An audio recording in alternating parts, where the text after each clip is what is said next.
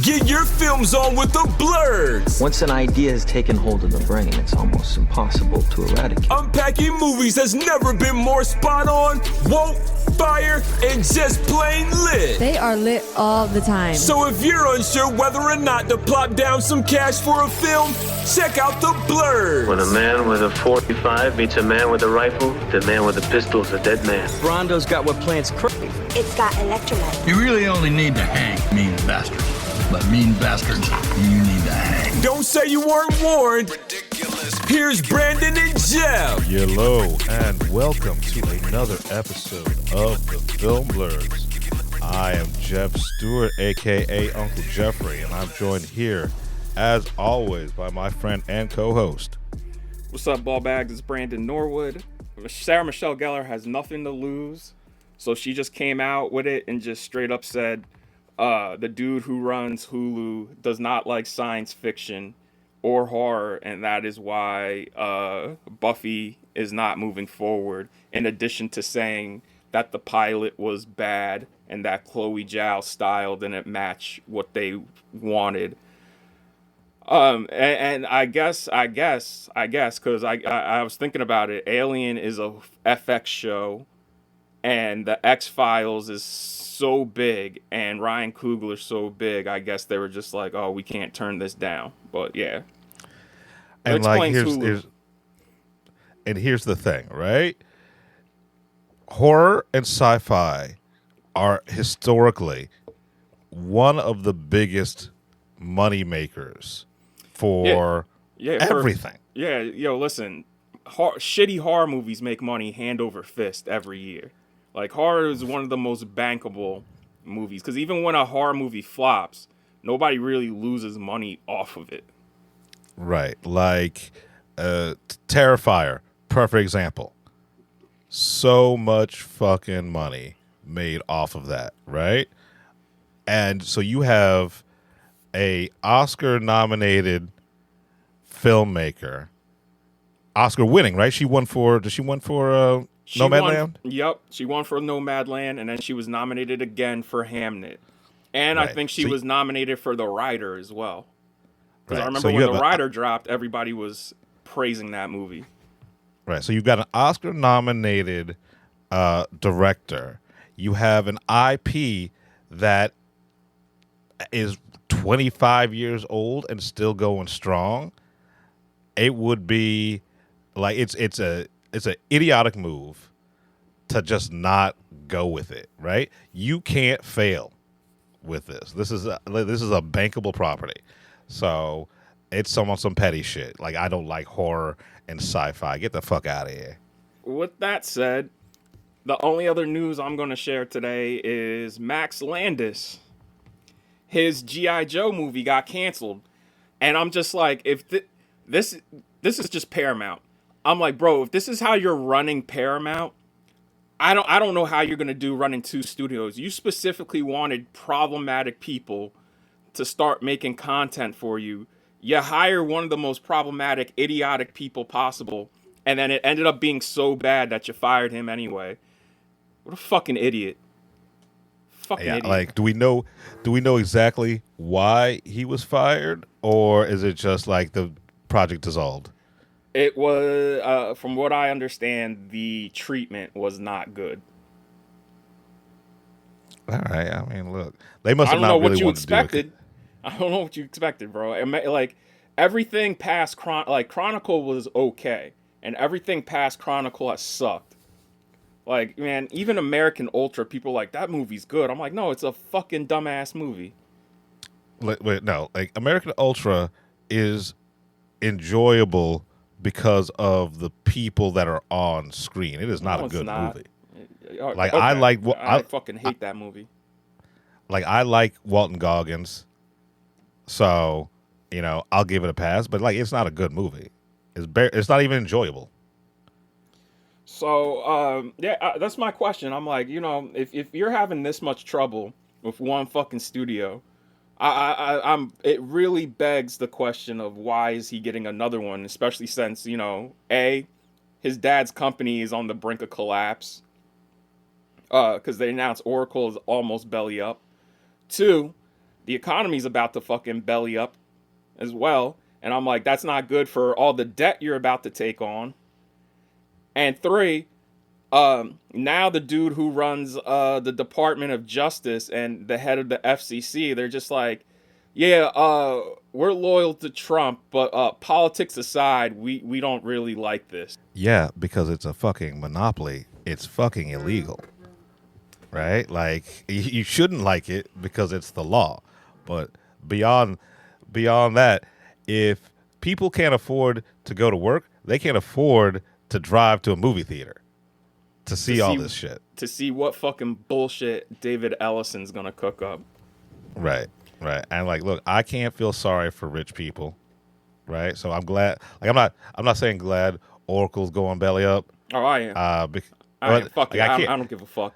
I'm glad you're going bankrupt. You know, the worst people going bankrupt makes me happy.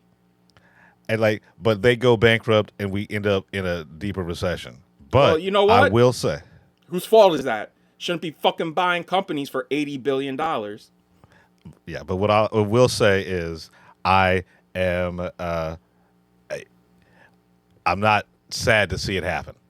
Well, apparently some people in the Trump government are going to start investigating the merger because, you know, the Saudi money, and they don't like that Saudi money is being used to buy American companies. And I'm just like, man, the infighting in this fucking whole regime is insane. Nobody's ever on the same fucking page. Yeah, because the page keeps on getting rewritten. Yeah, I mean, Hegseth just got thrown under the bus by Trump. He's blaming him for the war.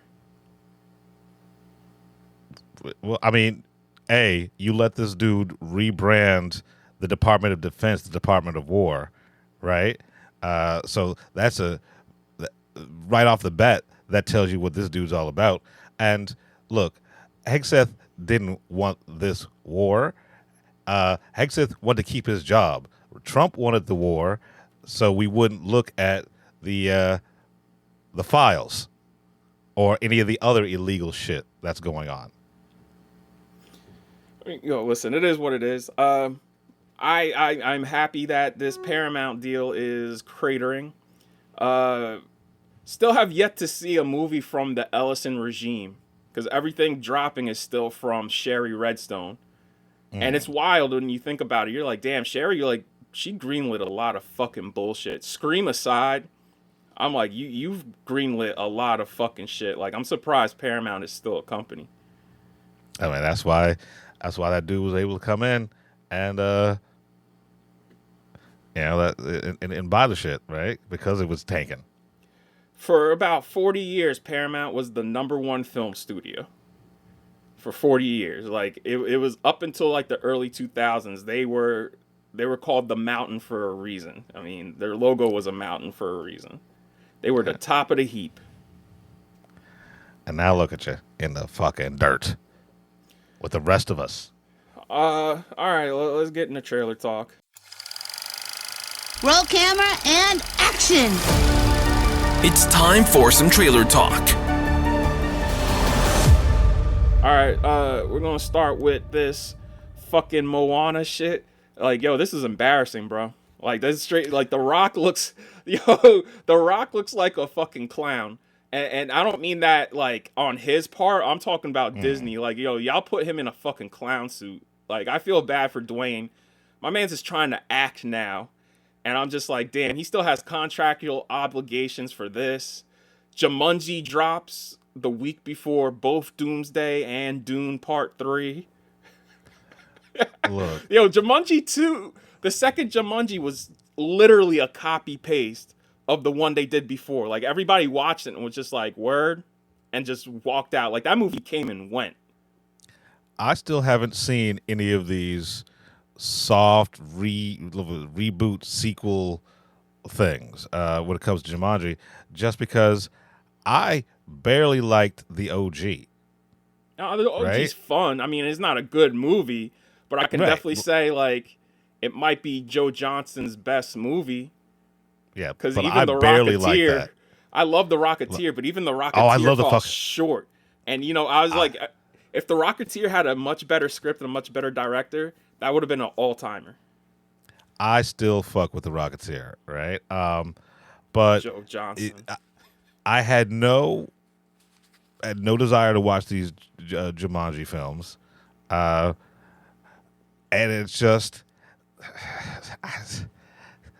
there's plenty of people out there that's making original shit, writing original shit, right? And it's not that big a brand. Yo, Project Hail Mary just made $85 million or $80.5 million worldwide opening. 130 or 140 worldwide opening, and I'm like, yo, like, and you see, and then this trailer drops, and I'm just like, man, listen, everybody, even people who like these live action remakes, was just like, bro, this looks awful. Like, it does. It looks like the entire shit was shot in a fucking just a blank void, and they just CG'd everything in. Right, and you know me, I don't see the need for any of this live action remake shit. And I was even trying to support Snow White. But yeah, you were saying you were trying to support Snow White. Right, you know, because of Rachel Ziegler and everything like that. And I was trying to give it the benefit of the doubt. But it was straight garbage.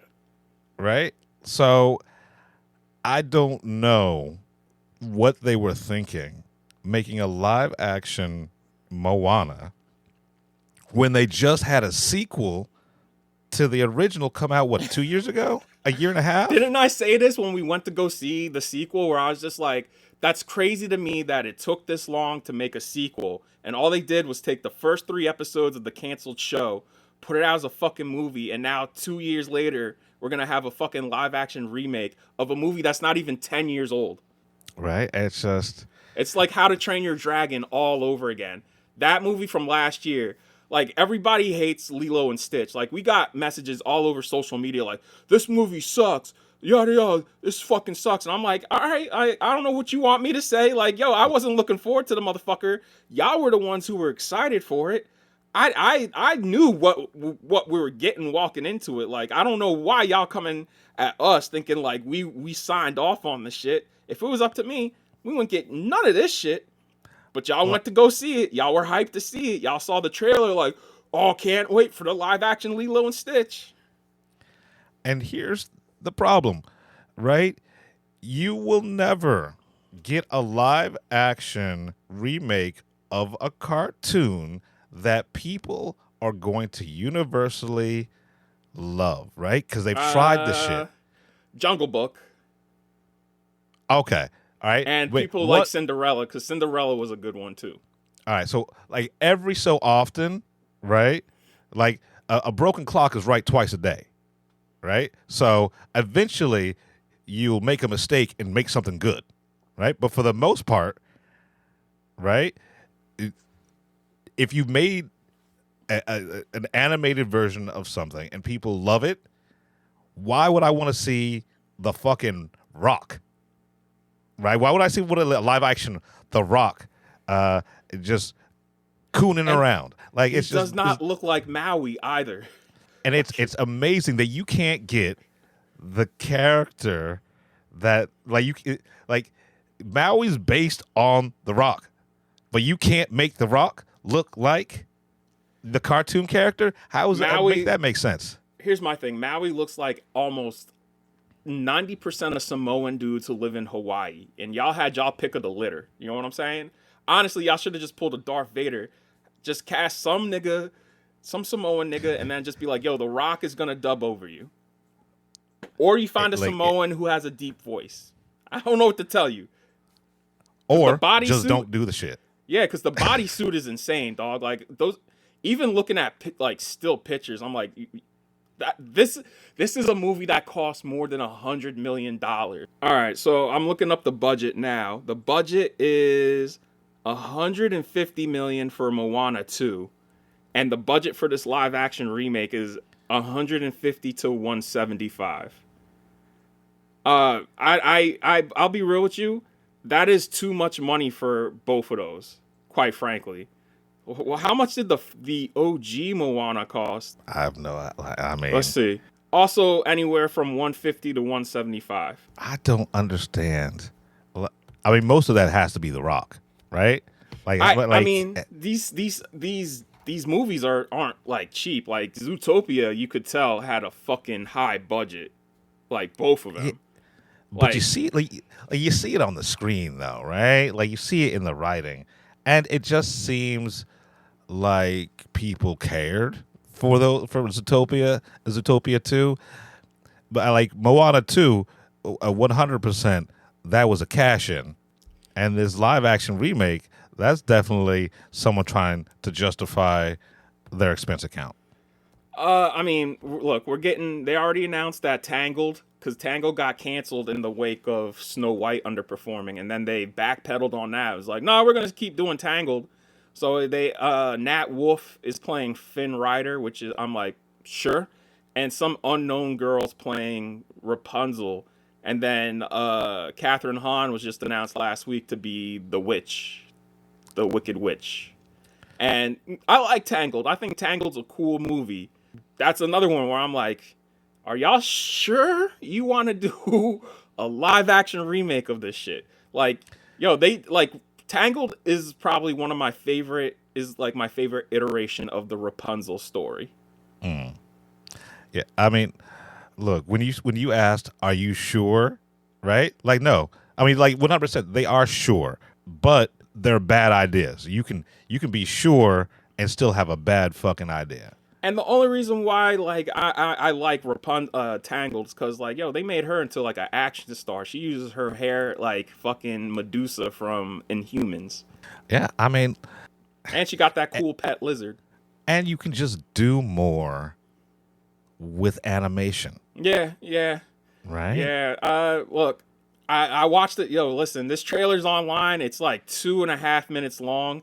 And I'm just like, summer movie season's packed. There's only 2 movies people are really hyped to see this summer.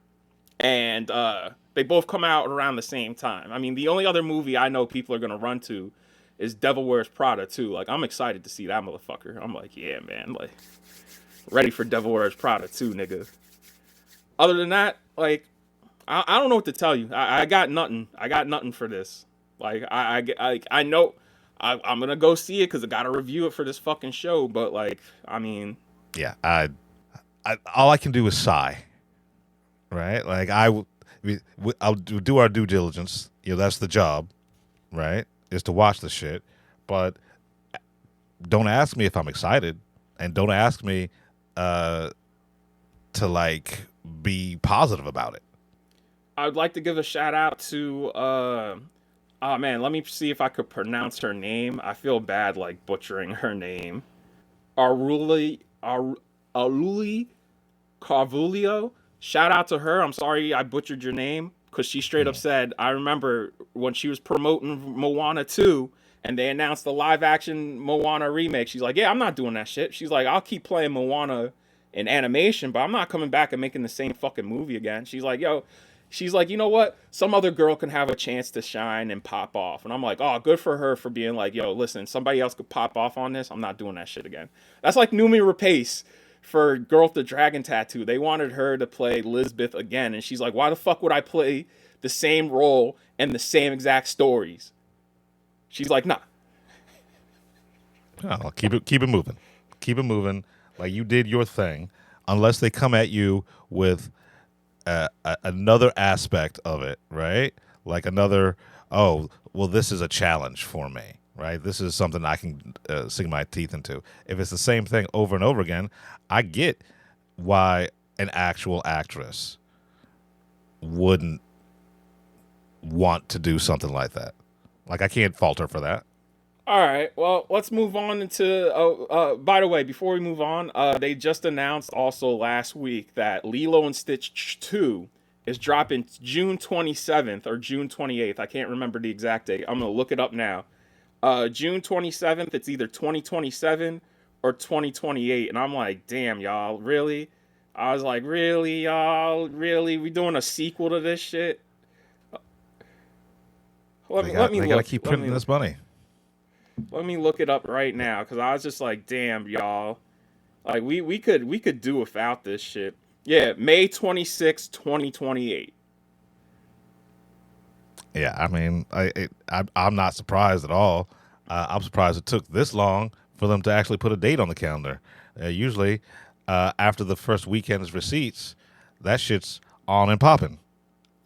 Incredibles 3 is also dropping that year, June 16th. So 2028, we'll get Incredibles 3, not by fucking Brad Bird, by Peter Son. And I'm just like, oh, Jesus Christ.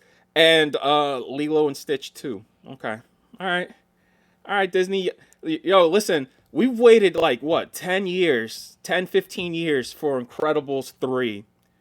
Why not just wait till Brad Bird's done doing his passion project? You know what I'm saying? Having Peter Son, the dude who did The Good Dinosaur and Elemental, the two most hated Pixar movies. Okay. All right. Okay. You know what? Sure. Disney going on Disney. That's all I can say. Disney, like I said before, a broken clock is right at least twice a day. So maybe accidentally in the future, Disney will do some good shit. But oh yeah, now that Iger's gone. Yeah, but like they just love making these fucking moves that make no sense creatively and barely makes sense financially. Yeah, everybody's praising Iger, but remember, it's Iger's fault that Rise of Skywalker turned out the way it did. It's also Iger's fault we didn't get a Star Wars movie from Fincher, from Tony Gilroy, from fucking Guillermo del Toro, from fucking Soderbergh. And there's a couple of other people, they even said there was big name people that Iger was just like, yeah, nah. So, keep that in mind. Why pay for quality when you can just keep making these knockoffs? How do you make knockoffs of your own product? I don't know. Anyways, the next trailer we're going to talk about is Spider-Man, Brand New Day. The action looks hot, but otherwise this just looks like, I'm just like, sure. I was like, yo, y'all waited all this time to drop a trailer, and this is it. Like, it just looks, it looks flat. And I'm like, I thought MJ and Ned were going to be like cameos, you know what I mean? Where this is Peter starting over.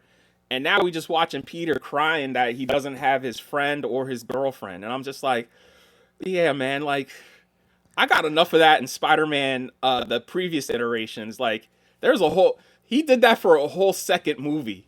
A whole second movie he was crying over MJ. And don't get me wrong, Spider-Man 2 is one of the best movies ever made. Like, let's forget comic book movie. I'm talking about movies in general. Like, Spider-Man 2 is still, like, people are just like, yeah, that's great. And then also, like, come on, man. Like, they killed Gwen Stacy in Amazing Spider-Man 2. So, like, I'm not trying to see Peter cry over another woman. You know what I'm saying? For another 2.5 hours. Here's my question before you get to your point, Jeff. One, why is there so many different villains? Like, I watched the trailer. We got Scorpion. We got Boomerang, which I'm like, well, I mean, DC just had Captain Boomerang by Kai Jordan. And he was like one of the best characters in the movies he popped up in. The Hand is in it, and the Hand is primarily associated with Daredevil. Like, the Hand is what Daredevil fights because he was trained by the Hand, by Stick, and Stick was part of the Hand. And then the Hand comes to New York and invades once Elektra shows up because the Hand is Elektra's part of the Hand. So I'm like, why the fuck is the Hand in this movie? Because those are the ninjas that he's fighting. So I'll say this, like, the slow-mo action in this, I'm like, cool. But also, my brother sent me an article, had all the references from comic books in the trailer. And I was just like, oh, so this is a fucking fan service film. Like, almost every frame of this trailer is some fucking comic book recreation. I'm just like, I'm sorry, man. Like, that's just fucking hella lame to me. Yeah. I saw this thing, right? And everyone was hyped, right? Like, oh, the Spider-Man trailer is coming. Spider-Man's fucking, I don't care if you're in the middle of surgery. Walk out, watch this trailer. So I'm looking at this thing, And I'm like, sure, Yeah, fine. Yeah. Like, okay, okay, so Tom Holland is Spider-Man and Spider-Man is doing Spider-Man shit. Cool. That's good. I mean, it looks clean. It looks clean. It looks like you said, the action is actiony, right? Like, there's nothing in this. Is it even a trailer or is this a teaser? I don't even know. It right? is a 2.5 minute trailer, and they're saying it's a teaser. But I'm like, bro, this is 2.5 minutes and gives away a good little portion of the plot of what Peter's going to be dealing with. Like, this nigga's mutating into a man spider. And I'm like, oh, they're doing this shit, man. They're really going to have him become man spider. I was like, fucking what? Which is whatever. Which is cool. No, like, it's not, man. Because you're a fan of Spider-Man, right? I am not a super fan of Spider-Man. I'm just like, whatever. It seems like all the goodwill and all the intention from all the other movies with Tom Holland in it are just like, oh shit, we have to do another Spider-Man movie to get this bread. And the fact that the Punisher's in it, Yeah, I don't understand why he's in it, quite frankly. right? As okay, sure. Like, honestly, as soon as I saw the Punisher, and he was like that. That's the first shot. Is like that bank chase with the Punisher. As soon as I see him, I'm like, I'm instantly disinterested in Like, I get every fucking thing. I get it. There's a major comic book arc where the Punisher is after Spider-Man. That's a comic book, man. Like, the Punisher in live action, Punisher and Spider-Man don't really add up. You know what I'm saying? You can't. Yeah. It's weird seeing this bright, poppy man in his 20s being chased by a middle-aged man with fucking guns. You know what I'm saying? Like, it's insane. Sure. It's fucking insane. Like, if it was Kraven the Hunter, I'd be like, well, Kraven's a fucking psycho, so it makes sense. This is the Punisher, the dude who shoots fucking bad guys dead, like, violently. This feels like old school Sony, like, let's keep the rights type move, right? This feels like a Kraven the Hunter move. It's like, look, we got to do this to keep the rights. And like you said, you mentioned, and I saw the same. Like, I saw plenty of think pieces and shit like that comparing the screen grabs to the comic book covers, and I'm like, sure, that's cool, I guess, but also fucking do something original. Yeah, yo, listen. People have pointed out that Sadie Sink is in this trailer. You just don't see her face, but you see, like, her hands and portions of it. Just because now it's rumored that she's gonna be Jean Grey, and Spider-Man's mutating, so they can say he's a mutant, so they can introduce X-Men. And I'm like, y'all, there's a cleaner way to introduce X-Men into the MCU. Like, the fact that retcons in the MCU are now becoming, like, comic book canon. I'm like, yo, these movies should not be dictating over 80 years worth of history. Like, Miss Marvel was an Inhuman, and now because in the TV show they made her a mutant, so now it's been rewritten in the comics that she's not an Inhuman, she's a mutant. Nah, that's fine. And I'm like, yo, it's okay to have the Inhumans, like, be in this shit. Like, y'all can just say, like, oh, that was some side shit and here's the real Inhumans. Like, the fact that they are now placing all their money on the mutants. And I'm like, look, I will always be invested in X-Men because I'm just interested in what they're going to do with X-Men.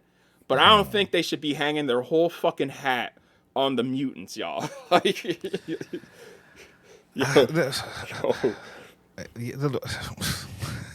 yeah, man. Like, yeah. The thing about it is, right?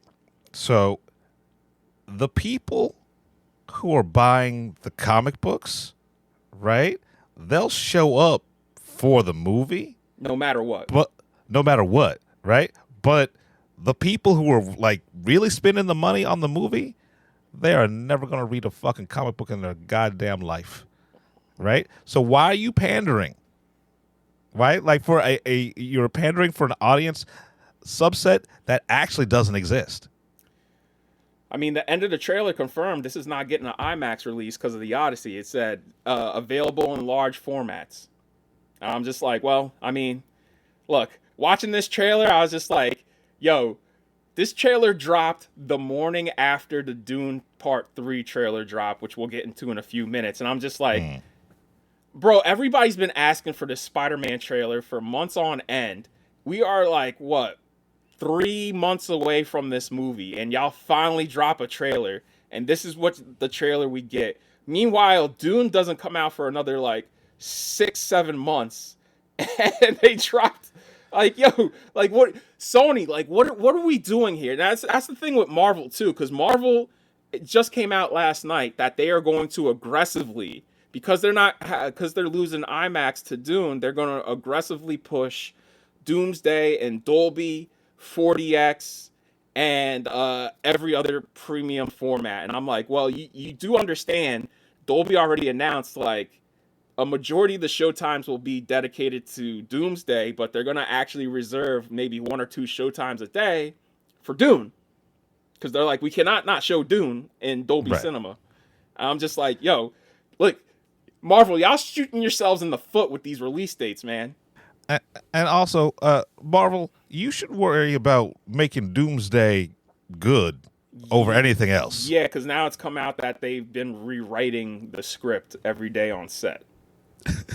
I was just like, yeah. They had a script? That's news to me. Yeah, let's get into Dune Part 3. Look, somehow this looks like the biggest one yet. Everybody looks absolutely fucking insane. Danny's like, yo, I'm taking the prettiest people in the world and making them all fucking ugly. This is Dune. Each one of these movies gets bigger. Like, somehow Dune Part 2 was bigger than Dune Part 1, and Part 1 was one of the biggest movies I've ever seen in my fucking life. And watching the trailer for this one, I'm like, bro, the action in this looks much bigger and much more expansive than the last two. Like Danny said, like, the first movie is a contemplation film. The second movie was a war film. And now this one is going to be action-packed because it's a thriller. He said Dune Part 3 is a thriller. And I was just like, okay. Like, honestly, this is probably going to play like Sicario in space. So everybody who complained about Dune 1 and 2 being slow and boring, well, now you have Part 3. It was part of the plan. It was the build-up, and now you were going to get you're going to get a Star, like, Space Wars. You're going to get Star Wars. Yeah, because from what I understand, they don't show the jihad in the book. So, like, when the first book ends, that's when the jihad begins, and when the second book starts, because I read the first chapter, I read the first few lines of the second book, and the first few lines of the book has been, for the past 12 years, Paul Atreides has been on a jihad across the galaxy. And I'm like, that's fucking wild. And I get why you cannot... When people explain Doom Messiah to me, I'm like, well, how is that going to translate into a movie if it's all, like, basically politics and backstabbing and a man coming to realize, oh, I'm a piece of shit. Mm-hmm. And it looks like he's going to be taking from a lot of different things. Like, that's why it's not called Dune Messiah and it's called Dune Part 3, because he's going to be taking from... It's mostly going to be an adaptation of Dune Messiah, but he's going to be taken from, like, some of the side stories, some of Children of Dune, which was the third book. That was supposed to be the final book in the series before Frank Herbert's like, you know what? Let me cash out and keep writing more books. So I'm very interested. I know this is saying this is the epic conclusion, but I'm like, motherfucker, there's still like 6 other books in the main series, and we're not even counting like all the ones that his son wrote or all the spin-offs and shit like that. So like, I'm like, yo, okay, it might be the final one for Danny, but like, yo, no studio's gonna let this shit die. They're gonna milk it dry. Hell yeah. Right? Like, and not to mention the fucking TV show that's on that nobody HBO. likes. That nobody Like, likes. no, That somebody somehow got a fucking second season. That's crazy. There are actual good shows out there that get canceled, but I forget what the name of this TV show is. Dune Prophecy. Prophecy. Because it's supposed to be Dune: The Sisterhood. Yeah, it's not good. I'll say that much. It's just not good. I'm glad that Emily Watson is working. That's the only thing I can say. Is like glad she's working. I'm never going to deny anyone a paycheck, but I don't think I got past the 3rd episode. I tapped out. Yeah, I watched the was whole thing, and I hated it. And I'm not watching season 2. Because Travis Fimmel, he just playing in fucking space assholes. He's in this. He's in fucking Raised by Wolves. Raised by Wolves. Yeah. I think he pops up in fucking Foundation. Yep. He's the bad. He's the. He's not the mule. He's not the mule, but he's it. I think he's in it. Yeah. But either way, I'm just like, yo, all right, man. Like I'm good on that shit. Like I'm good. Like once they had a black woman as a showrunner, and I remember, like right before the show went into production, she left, and I'm just like, this is the 4th showrunner y'all lost. And now she made her Twitter account private. I'm glad I followed her before she made it private. But I'm like, right. Well, watching the show, I'm like, good on you for leaving. Like, how do you have 4 showrunners for a show that's what, 6 episodes? Yeah, man. John Spadis was supposed to fucking be the showrunner on it, but Spadis left to work on Dune Part 2. So made the right move. I know John Spadis did not come back to co-write this script. This script is now being co-written by, because, Denny has worked on all 3 scripts, but he always had a co-writer. This one is Brian K. Vaughan. If you don't know who Brian K. Vaughan is, he is a comic book writer. He is the creator of Why the Last Man, Ex Machina, Paper Girls, Runaways, which I liked the comic book, and I thought the show was okay at best. And probably one of the best comic books ever written, Saga. I'm surprised nobody has attempted to adapt Saga. I mean, honestly, in a perfect world, if I were to direct any comic book movie, right, it would be 2 properties. It would be either be Saga or Sex Criminals, and they're already doing a Sex Criminals TV show. But yeah, Saga is what I want from sci-fi that is inspired by Star Wars, right? Or Valerian, or any of the things that have come over the last 70 years. Saga is the natural evolution of that. It is weird, it is sexy, it is fun, it is violent. It would probably cost too much money to do Saga. That's why no one's done it. I'm looking up Brian K. Vaughan's CV right now, and this is not the first time he's worked in film or television. He was a writer, story editor, and producer on seasons 3 through 5 of Lost. I was like, oh shit, I didn't even know that. And he was the showrunner for Under the Dome. I've only seen the first season of that show. I didn't watch any of Under the Dome, but people who did see it, they seem to enjoy it. Yeah, it got canceled after season 3, so I haven't gotten to see the other 2 seasons. But like the first season, I was like, yeah, this is a pretty solid show. Okay. So yeah, Dune Part 3, December 18th, opening the same day as Doomsday. And it's wild to me, people watch this trailer and it's like, man, I can't wait to see Doomsday, because I'm like, it's not going to compare. Hell no. What do you? I mean, yes, you can like both, but don't think you're going to go from Doom 3 to Doomsday and not be a little disappointed. Before we move on, I want to say, because this is funny, Warner Brothers last night said they are confident that Dune 3 is going to be the highest grossing of the trilogy. I was just like, they said, even though Avengers Doomsday is releasing the same day, we are positive that we are going to make a killing with Dune Part 3. Mind you, Worldwide total for Dune Part 1, 411 million. And that's on a COVID curve. Because remember, that was during COVID. And also that was when AT&T owned the shit. And they fucked up by putting it in both theaters and HBO Max. Dune Part 2, 715 million worldwide. So the fact that they think this is going to be the highest grossing one overall, I'm like, oh, so these motherfuckers have probably seen some rough cuts and it's just like, whoa, baby. No wonder they're like, yeah, we're not fucking moving. It was like, come at us. Yo, listen, Christmas, I get it. Christmas corridor is lucrative. You know what I'm saying? Like, it is lucrative. And I don't think it's good that these two movies are coming out the same day. With that said, though, Doomsday has nothing to lose if they go anywhere else. You know what I'm saying? Dune, if they move anywhere else, they're going to lose Oscar chances. And that's why, I think that's why WB is not moving, because they're like, no, we want Best Picture. We want Best Picture for this shit. They're trying to return the king this shit. If that makes sense. I mean, honestly, like Warner Brothers has been on a roll, right?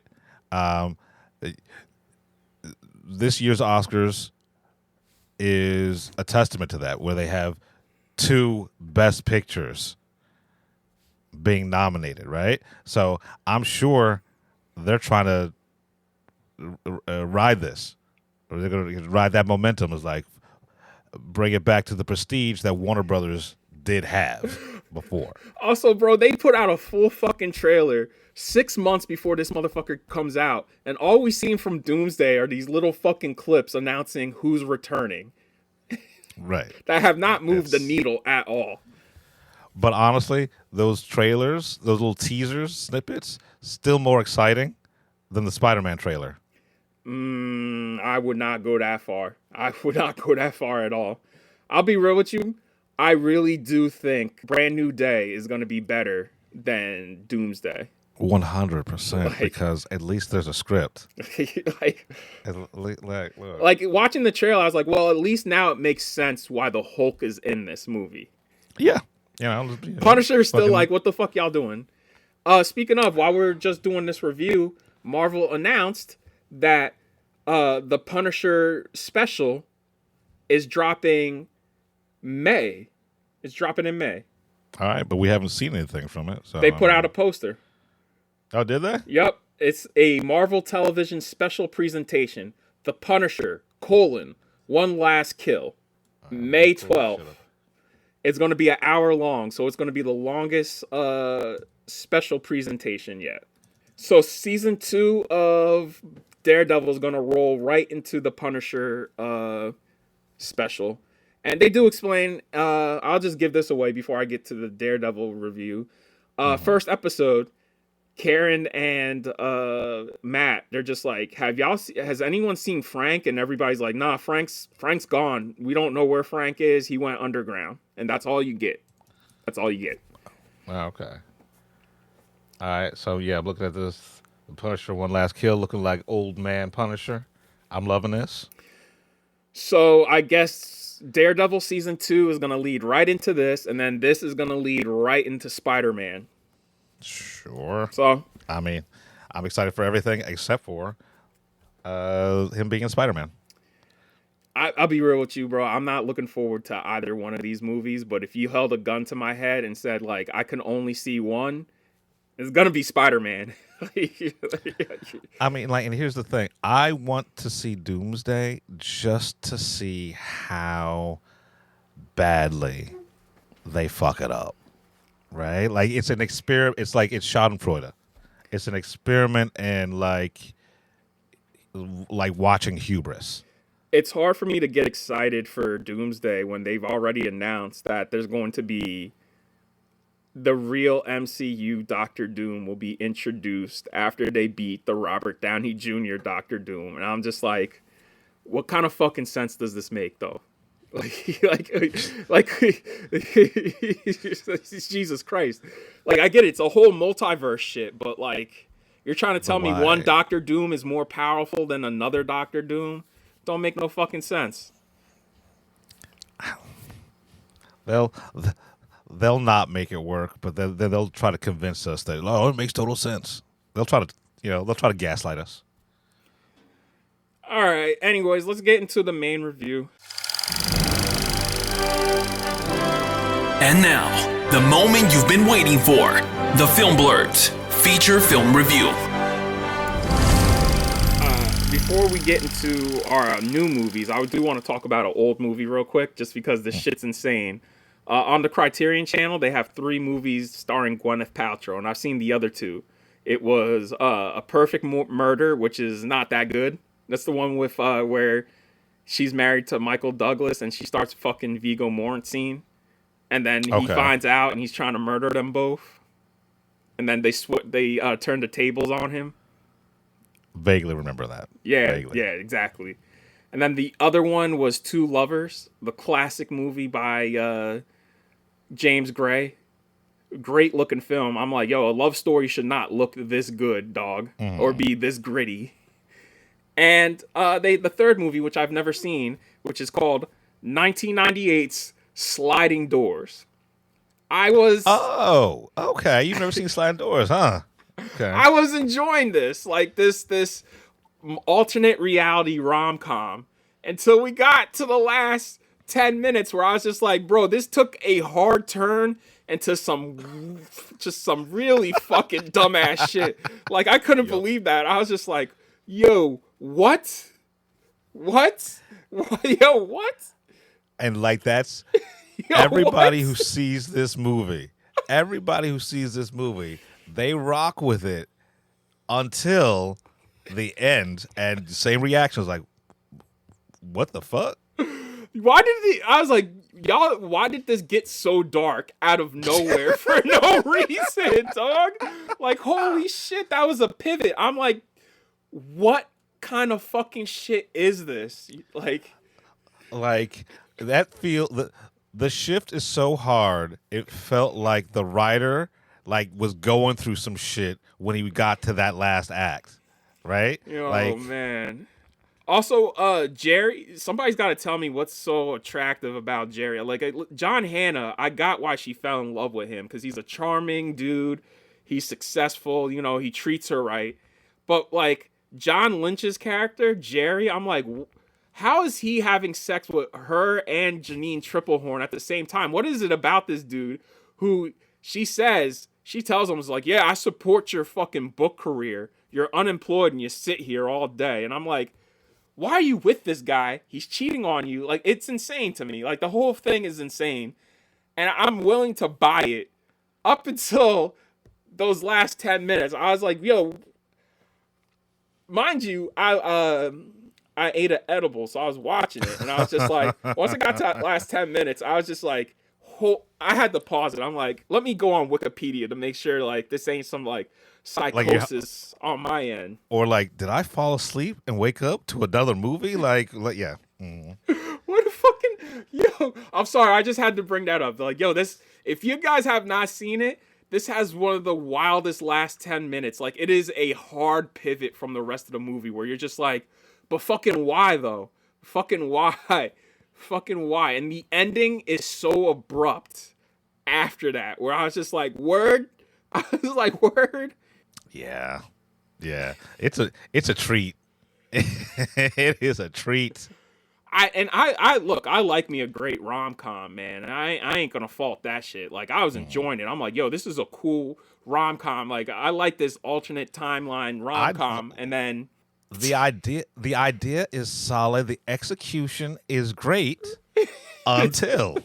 So I'm glad you finally got a chance to experience Sliding Doors. Also, Jerry should have been played by, like, the prettiest motherfucker in Britain. Like, it should have been like Robert Pattinson or even Daniel Radcliffe, because he's a pretty motherfucker. Like, somebody pretty. I was just like, yo, there's like John Lynch, y'all, like. And I'm not saying he's not a bad actor. It's just like, I don't believe him being this playboy, this unemployed playboy who's mooching off these 2 women. I mean, look. It's hard for me to understand the women's attraction to Pete Davidson, right? So, like, I don't know. Shit, could he? I would like even like Benedict Cumberbatch. People say he looks weird. I'm like, nah, he's an unconventionally handsome guy, like unconventionally handsome.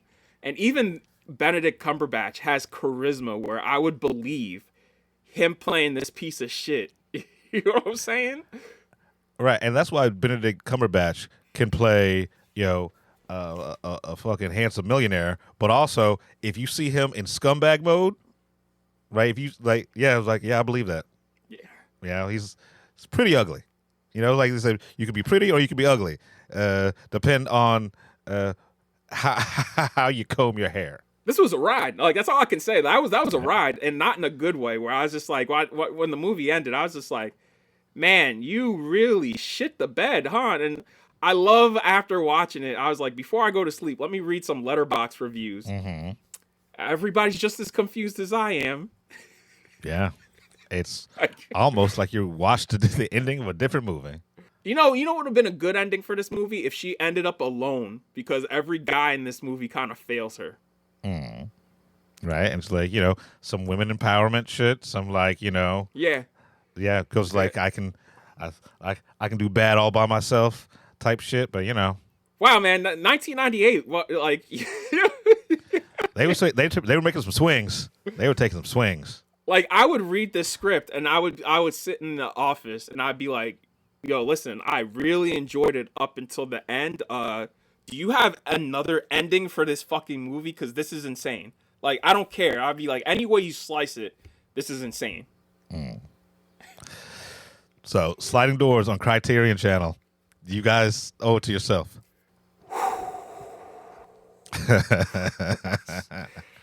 Sure. All right. So let's get into the first movie. I'm going to start with this Hulu movie that drops Friday called Mike and Nick and Alice. It is a action comedy. I don't understand how Disney chooses what goes to Hulu and what goes to theaters. Because I watched this, and I'm like, how the fuck is this not in theaters, bro? Like, it premiered at South by Southwest, and everybody's like, yo, this movie's amazing. And is that Vince Vaughn? Yeah, Vince Vaughn, Elia Gonzalez, and James Marsden. And shout out to James Marsden, because he's having a late career resurgence, and he's just been, like, amazing in everything. So, like, I guess that's the only...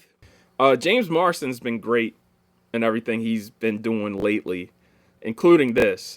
Yeah, this premiered at South by... They had 2 screenings last week, one in LA and one in New York. And then they're like, hey, we can send you a screener, but it'll be after the review embargo lifts and after the social media embargo lifts. And I was like, I don't give a shit. Look, it feels safe. Like, if I don't have to go to Disney headquarters, fine by me. Just send me a screener link. And they sent it to me Friday. Got to it yesterday morning because I just been busy. And like, yeah, man, this is I don't understand how this is not in theaters. Quite frankly, it seems like when it comes to these Hulu movies, they do the opposite of what they should do, right? If it should be in theaters, they'll put it on Hulu, just like Prey, right? Yeah. Like, in the blink of an eye, I was like, yeah, I get why this went to fucking Hulu. You know what I'm saying? Like, there's certain movies that when they get dropped to Hulu, I'm like... Even Hand That Rocks the Cradle, that remake, I was just like, yeah, I get why y'all would shove this to Hulu. I forgot there was even a remake of that shit. Yeah, this shit here, I'm just like, really, man? This is written and directed by Ben David Grabinski. So this movie is about 2 gangsters who are, one of them's retiring, and that's played by, Mike. That's played by James Marsden. He's getting out the game because he loves Alice. Alice used to date, well, not date. She used to be married to Nick, and Nick is played by Vince Vaughn. He was cheating on her, treated her like shit. Nick's a piece of shit. Well, ends up being they work for this criminal organization ran by Keith David. And they find out there's a rat, and I was like, oh, man, my man, this is his last day, and now he has to go hunt down this rat. Well, come to find out, Nick has found a time machine. So his future self comes back to the present to save Mike and stop Nick from fucking over Mike and Alice, because Nick is trying to fuck over Mike because he took Alice away from her despite him cheating on her constantly and being a piece of shit. So future Nick is now helping Mike and Alice prevent present Nick from fucking them over and saying that because he told everybody that Mike is the rat when Mike is not the rat. This sounds wild as shit. Yeah. I didn't even know it had time travel in it. Like, I didn't, because I saw there was 2 Vince Vaughns on the poster, and I was like, oh, it must be some fucking twin shit. Right, that's what I figured. Yeah. Nope. All right. The action in it is great. The fucking like, I was laughing my ass off. I cannot wait to watch this again. My screener's gonna expire and fine because it's gonna premiere on Hulu on Friday, and I'd rather watch it without the big ass watermark across it and through my sound bar with great fucking sound. You know what I'm saying? Right. This is a real fucking shame this is not going into theaters. Like, and the cast is stacked. Like I said, Vince Vaughn, James Marsden, Isa Gonzalez, Keith David, as I already mentioned. Guess who's in this as Keith David's right-hand man? Oh. Jimmy Tatro. Jimmy Tatro. He was the dude, you know him if you see him. He was the dude at the beginning of Scream 7. He was the first kill. Oh, yeah, that dude. Yeah. Okay. Every time he's in something, I'm like, man, he kills it. Like, he always kills it. Like, has me dying. So he was in this movie called California King that's on Hulu, and he was the best part of that fucking movie. Arturo Castro's in this. Okay. Louis Tan. You know him if you see him. Okay. Stephen Root's in this, playing another Stephen fucking weird. Stephen Root's and everything. Like, I don't trust a movie if it doesn't have Stephen Root in it, honestly. And Ben Schwartz. Okay. All right. Yeah, dog. I really fucking dig this movie. I cannot wait to watch it again. Like the dedication to Wampler in this. Okay. Near the end of the movie, they drive to a hospital and the camera pans over real quick and it says Wampler Memorial Hospital. I'm like, damn, bro. That broke my heart, man. Like, I do miss Scott, man. That's sweet. That's his second dedication in a year. There was nobody like Wampler, and you know what? As much as it hurts me that he's dead, I'm also glad that he's not around because the first Trump presidency, he was very disappointed. I could only imagine how he feel now. Yeah. So like, R.I.P. Scott, man. But yeah, this is like Inner Space, basically. Okay. Look, and Inner Space is actually one of my favorite childhood movies, so like I can't wait to see this. Lots of yacht rock in this, lots of alt rock and hip hop from the 90s. I was like, it's wild seeing middle-aged white men fight and shoot and kill each other to music I listened to when I was a child. Like, it's just crazy. Like, I'm like, time is just a concept that I'm never gonna fully wrap my head around. I cannot wait for this thing. This sounds glorious. Yeah, this shit is fucking hilarious. Like, hilarious. I cannot wait to watch this shit again. It's fun. It's very fun.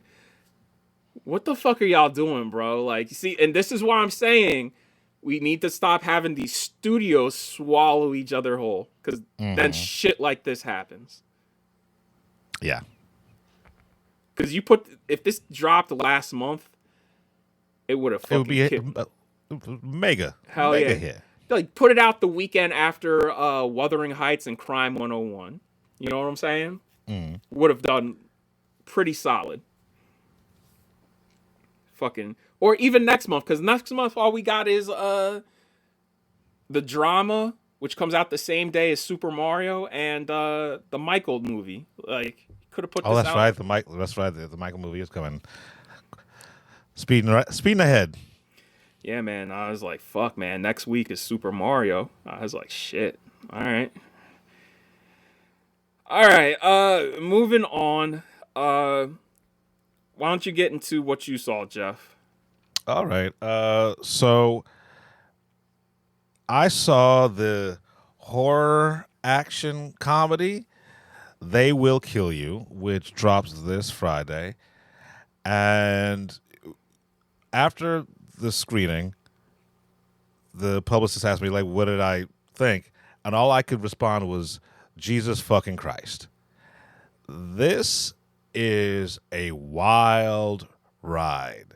It is equal parts kung fu flick, exploitation flick, fucking grindhouse gore flick.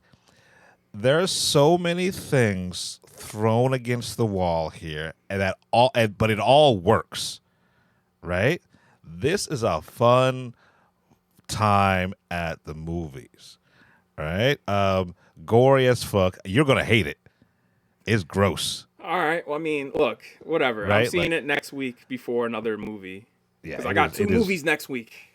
It is gross, but I fucking love it. So the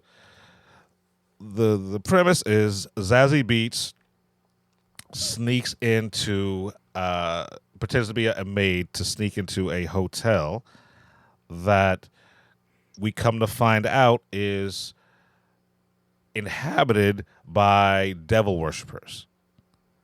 And she is their sacrifice to the devil to enable them to get whatever power that they have, right? Or and they fuck around and find out that she's not the one, right? So she goes through and just starts murdering everybody, right? Shotguns, swords. It is slapstick. It is spookablast. If Tarantino, Edgar Wright, and Sam Raimi had a love child, it would be this fucking movie, because like the visual flourishes, the use of sound, the use of music. This movie was made by someone who grew up watching all of their films, but isn't trying to ape their style. You know what I'm saying?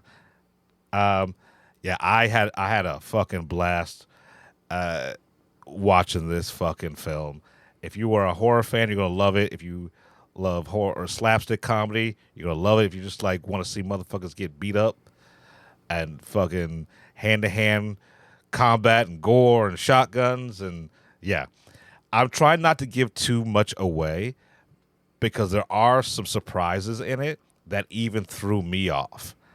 I was like, holy shit, that changes everything. And then they do it again, and that changes everything. Yeah, this is a fun flick that, yeah, I can't wait to see again. I can't wait to see it in a crowded theater, right? Because this is going to do well with a whole bunch of people. Jeff, there's been like very little promotion for this motherfucker. Yeah. And it's coming out a week after the movie I'm going to talk about next. And they're very similar movies. Like, I don't know what this, I don't think it's going to do well, dog. Oh, yeah, no, I know it's not going to do well, but I hope it does well because I don't even need I can see how a sequel. Yeah, I don't even want to talk about it. If you have a chance, go see They Will Kill You, all right? Just because Zazie Beetz is the star, right? Like, just support a black woman kicking ass, right? And this movie is black as fuck. It is like, when I say black as fuck, is like it's got a lot of us in it. I mean, I saw Mahala's in it. Shout out to Mahala. Fuck, man. Industry just ended. I'm already like, y'all got that season 5? So, yeah, stay tuned for, I guess, after this episode, because I was able to sit down with stars and producers and creative team behind it, and their love of this film is infectious, and it made me even more excited for it, and I didn't think that was possible. But yeah, They Will Kill You, hidden Friday, March 27th. Make it a double feature with the one that Brandon's going to talk about next. So, yeah, stay tuned for, I guess, after this episode because I was able to sit down with the stars and producers and creative team behind it, and their love of this film is infectious, and it made me even more excited for it, and I didn't think that was possible. But yeah, They Will Kill You, hidden Friday, March 27th. Make it a double feature with the one that Brandon's going to talk about next. All right, I'm gonna real quickly talk about Ready or Not: Here I Come, the sequel to 2019's Ready or Not. It's been fucking 6 years, more than that, 7. Picks up literally exactly where the OG left off. Samara, she passes out after smoking her cigarette. She's taken to the hospital. She wakes up in handcuffs because rightfully everyone's dead. The house burned down, and she looks to inherit all this wealth. So the police are like, well, you probably killed all these people for the money. And meanwhile, these Satanist cultist people, all the other people who are part of this organization, they find out the entire family's been wiped out. So they invoke this ancient charter where now all of them compete for the high chair, which runs the entire organization, and whoever wins the high seat, and you serve Lucifer himself when you serve the high seat. The two people at the top of the heap in contention are twins played by Sarah Michelle Gellar, who gives a fucking excellent performance in this motherfucker. I mean, like, really great performance. And give me 1 second to look up Sean's last name. Sean Hosty. My man, so Sarah Michelle and Sean are playing twins. I was like, that's funny. The two stars from the 90s are twins. Meanwhile, as she's in the hospital, her sister shows up, played by Catherine Newton, whose dead eyes don't bother me for once. And you know, Samara's quirk is smoking a cigarette. Her quirk is bubblegum. So they both have, because a lot of smokers, when they quit, they chew gum. I mean, it's the oral fixation. Yeah. So. Everybody has it in some way or shape or form. So there, Sarah and Sean's dad's played by David Cronenberg, and they kill the dad because this is part of the ritual. Like, he's the head of he runs the high seat, and well, once they kill him, everybody comes out to their compound to hunt Samara and her sister.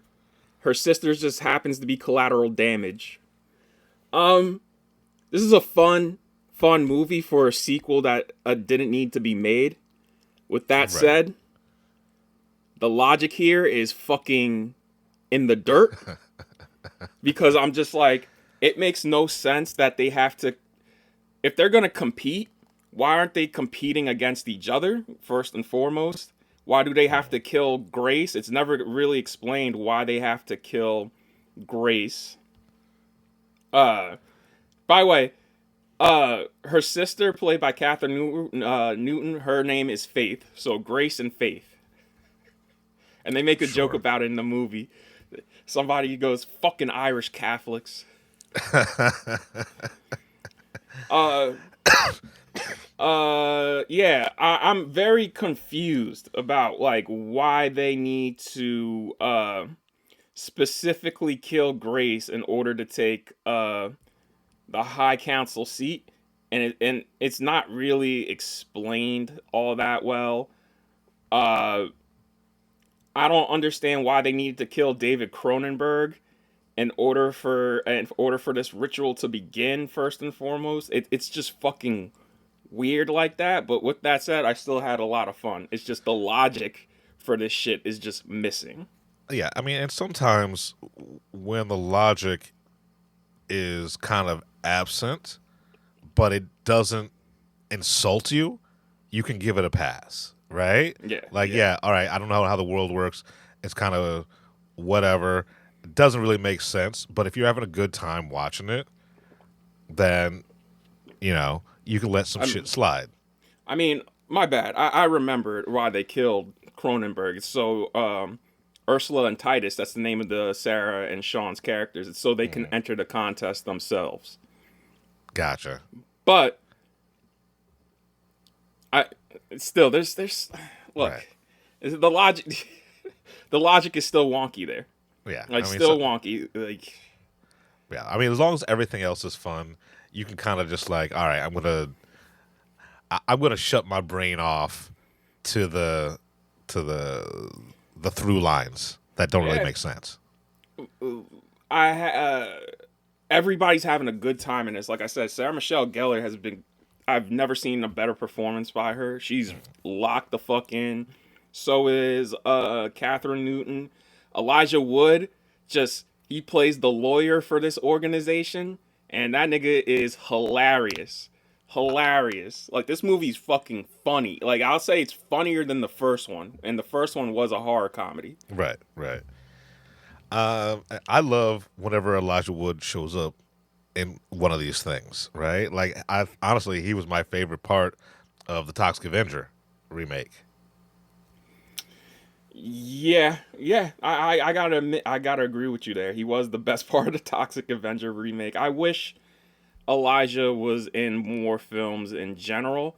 I just woke up this morning to see an announcement that Stephen Colbert is co-writing a new Lord of the Rings movie, and it's gonna take place 14 years after Frodo left Middle-earth with the wizards into the Grey Havens. And I'm just like, and his daughter, Sam's daughter, is going to investigate why the War of the Ring actually went on and happened for as long as it did. And I'm just like, I love you. I love Stephen Colbert, but damn, dog, this sounds like some like, yo, let's make some money real quick.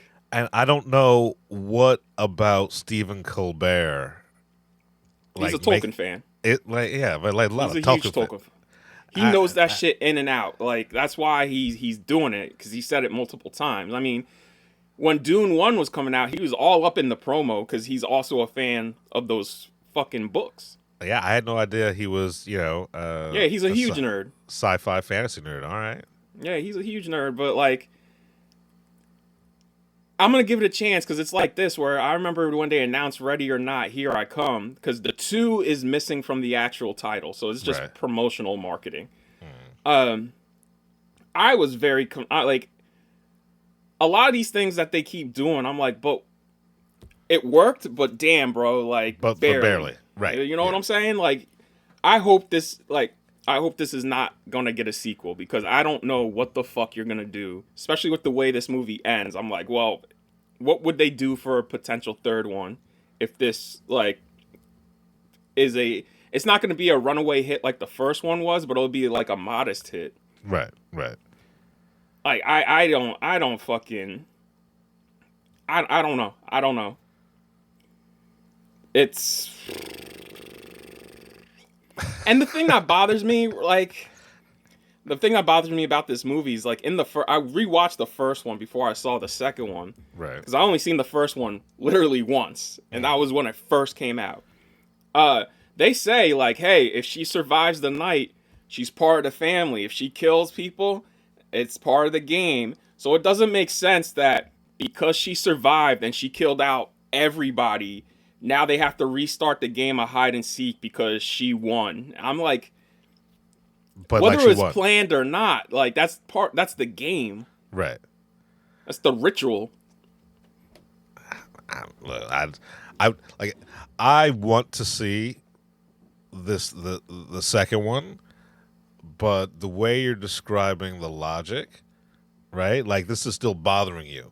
So, like, the fact that it's still bothering you is like, I'm going to enjoy watching it, but I'm going to be annoyed at how much I have to think and how much mental lifting I would have to do to make this make sense. because they fucking speed run through the rules in this motherfucker. Like they speed run through it. Like I was just like, wait, what? Can y'all run that back a little bit? And they explain it, but they like barely explain it. Yeah. Yeah, but look, I think it's funnier than the first one, definitely. And I think, but like, I do think the first movie's gnarlier. Like, the first movie's definitely gorier. And I'm not trying to say this ain't gory, but like, yo, listen, there's a gag with pepper spray that had me fucking dying. Because one of the contestants is played by Damien, one of the families is, the head of it is played by Damien Bichir. Nice actor I love. His daughter was originally engaged to Grace's fiance before he broke up with her and then hooked up with Grace. And she's like, you stole my man from me. You killed him, you gold-digging whore. And she's like, I have no idea who the fuck you are. He never talked about you. He never mentioned a word about you. What the fuck are you talking about? Like, that's my favorite type of fucking villain, where they're obsessed with the hero. Like, I'm gonna kill you. You wrong me, and they're like, I don't even know who you are. Who the fuck are you? Yeah, like who are you? I love that shit. Like, I love it in this shit, and I love it in Andor. Because that was my whole thing watching Andor. I'm like, bro, Cassian has no clue who you are. So when homie shows up, he's like, who the fuck are you? Like, I love that shit so much when that happens. Like, y'all, you think like somebody slighted you on purpose, and they are just have no clue about your existence. When you show up and you're just like, wait, who are you and how do I know you? Look, everybody's the villain in someone else's story, right? Yeah, like... Also, if he broke up with you and then eventually got engaged to Grace, how's that her fault? Look, the logic of the heart actually does not exist. There's no logic in anything that has to do with human emotions. So I'll give that a pass. But still, like, I don't know who the fuck you are. Yo, listen. Maybe it's your fault because maybe you were just a shitty partner and he just wasn't feeling the relationship. Well, reflect back on the relationship. Look back. Right. I always tell people that. Especially since he's a murderer, right? Like, yeah, maybe, both of them. Like, so both like, of them. Yeah. Yo, I always tell people that, or when a relationship of mine ends, and I'm like, yo, why the fuck did she break up with me? I'm like, let me think and look back. And there's always a point where I'm like, oh yeah, maybe I could have did something better here, or maybe she should have did something better here. Yeah. Anyways, we're gonna get into our last review of this episode. I've seen all of Daredevil season 2, aka season 1A, and it's much better. Okay. Way better. It's rough. Like, it is rough to watch just because we live in this shit. And I want, like, it's so bad that I'm just like, yo, can somebody please kill Kingpin, dog? Because, like, yo, this shit it is all Trump coded, dog. Like, that nigga's just running on ego. And, like, he was like that in the comics, but never like this, bro. I mean, that's a testament to D'Onofrio right there. Just how powerful an actor he is. But here's the thing. You can't just kill a despot because all of his acolytes are going to use that as a reason to escalate. You got to hope God does his thing. Well, you'll see in the show. It is like how it is now. There's more of us than there is of them. Okay, look, I can't wait to dig into this. Unfortunately, I wasn't able to watch the season, so I'm going to have to watch it episode by like everyone else. Yeah, they put out the release schedule last night. So the first episode came out last night. Next week's going to be episodes 2 and 3. I don't know why they're pairing 2 and 3 up, because I was like, man, 2 and 3 are fucking normal episodes, so it's weird to pair those up. Right. And then weekly, you'll be getting one a week. For those of you asking, Jess doesn't show up till halfway through the season. Like, she's in 3 or 4 episodes. I mean, they're probably putting out the 2 and 3 next week because it's Easter. They're trying to like. Well, also they shoving the Punisher special into this. Yeah, okay. So as soon as the season finale hits, it's gonna be next week Punisher special. Fair. Before I get more in depth into this, I just want to say the way this fucking season ends, I'm like, bro, we can go a million different directions now. Like, it's a cliffhanger, and it puts Matt in a bad spot because they pull something from the comics where I was just like, oh, we're doing this now. All right. I'm so excited for the possibilities of this show because they already got renewed for a 3rd season before season 2 even hit. Yeah, because Marvel needs to start doing more fucking regular TV shows. You know what I'm saying? Like that just exist on their own. Like ground level stuff, but also more regular shows. And like shout out to Wonder Man getting a season 2. I didn't think they were gonna have the balls to do it. I would like and I hope Daredevil does pop up in the Avengers movies. Like at least in Secret Wars, I hope he pops up. With that said, though, I don't think every single hero should be in an Avengers movie. Like for me, I think everybody should be in Avengers except for Wonder Man. Like keep Wonder Man and Trevor, just keep them in Hollywood. Otherwise, everybody else, I'd love to see them pop up. I don't need to see. I hope we get more shows like Wonder Man where I'm like, oh, these characters can exist on their own and they don't need to cross over into the movies. They're doing their own thing in this little world. Yeah. And the great thing about Wonder Man is that it's about regular people, right? Like not regular people, but like it's just like normal human I happen to have interactions superpowers, and normal human sort of heroics. Desires. Yeah. But what was the point you're making before I get to my point? Well, in the comics, some of the best storylines were just regular people shit in like comic books in general, right? Like universal human truths. And I think that's what made Wonder Man so amazing because it was just about human interactions, like the universal human truths, and the superhero shit was the side shit.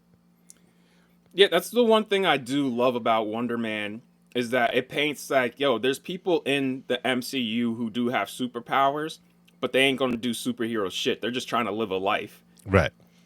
I mean, it's already hard enough for the Avengers because even Sam in Falcon and Winter Soldier, he's like, yeah, man, we need money. Like Tony ain't around no more to bankroll us. Let's get into the Jessica Jones of it all. I'm a fan of her comics. I've read a lot of her comics. They fast forward in this to something that I was so ready to happen when they were originally all together as the Defenders. Because if you don't know in the comics, Jessica is married to somebody else. And I thought that was going to happen in the show. And they because of Jeff Loeb's a fucking piece of shit, he just did not want to do it.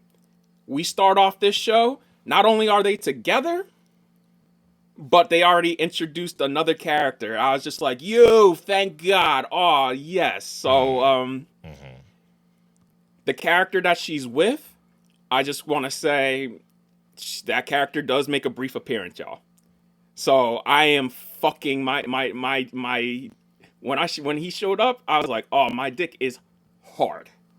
Look, if you know, you know. So I'm going to edit all this out because, Disney will snipe us. But yeah, very last, there's a montage set to Pyramid Song by Radiohead. And it's beautiful.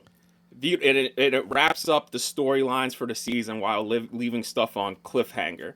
Right. And one of the things that it wraps up was like, which I'll get to in another minute, that character specifically, who we just mentioned, who you guys didn't hear because Disney got the snipers on us. He shows up and she's like, is it done? And he's like, yeah, I'm here now.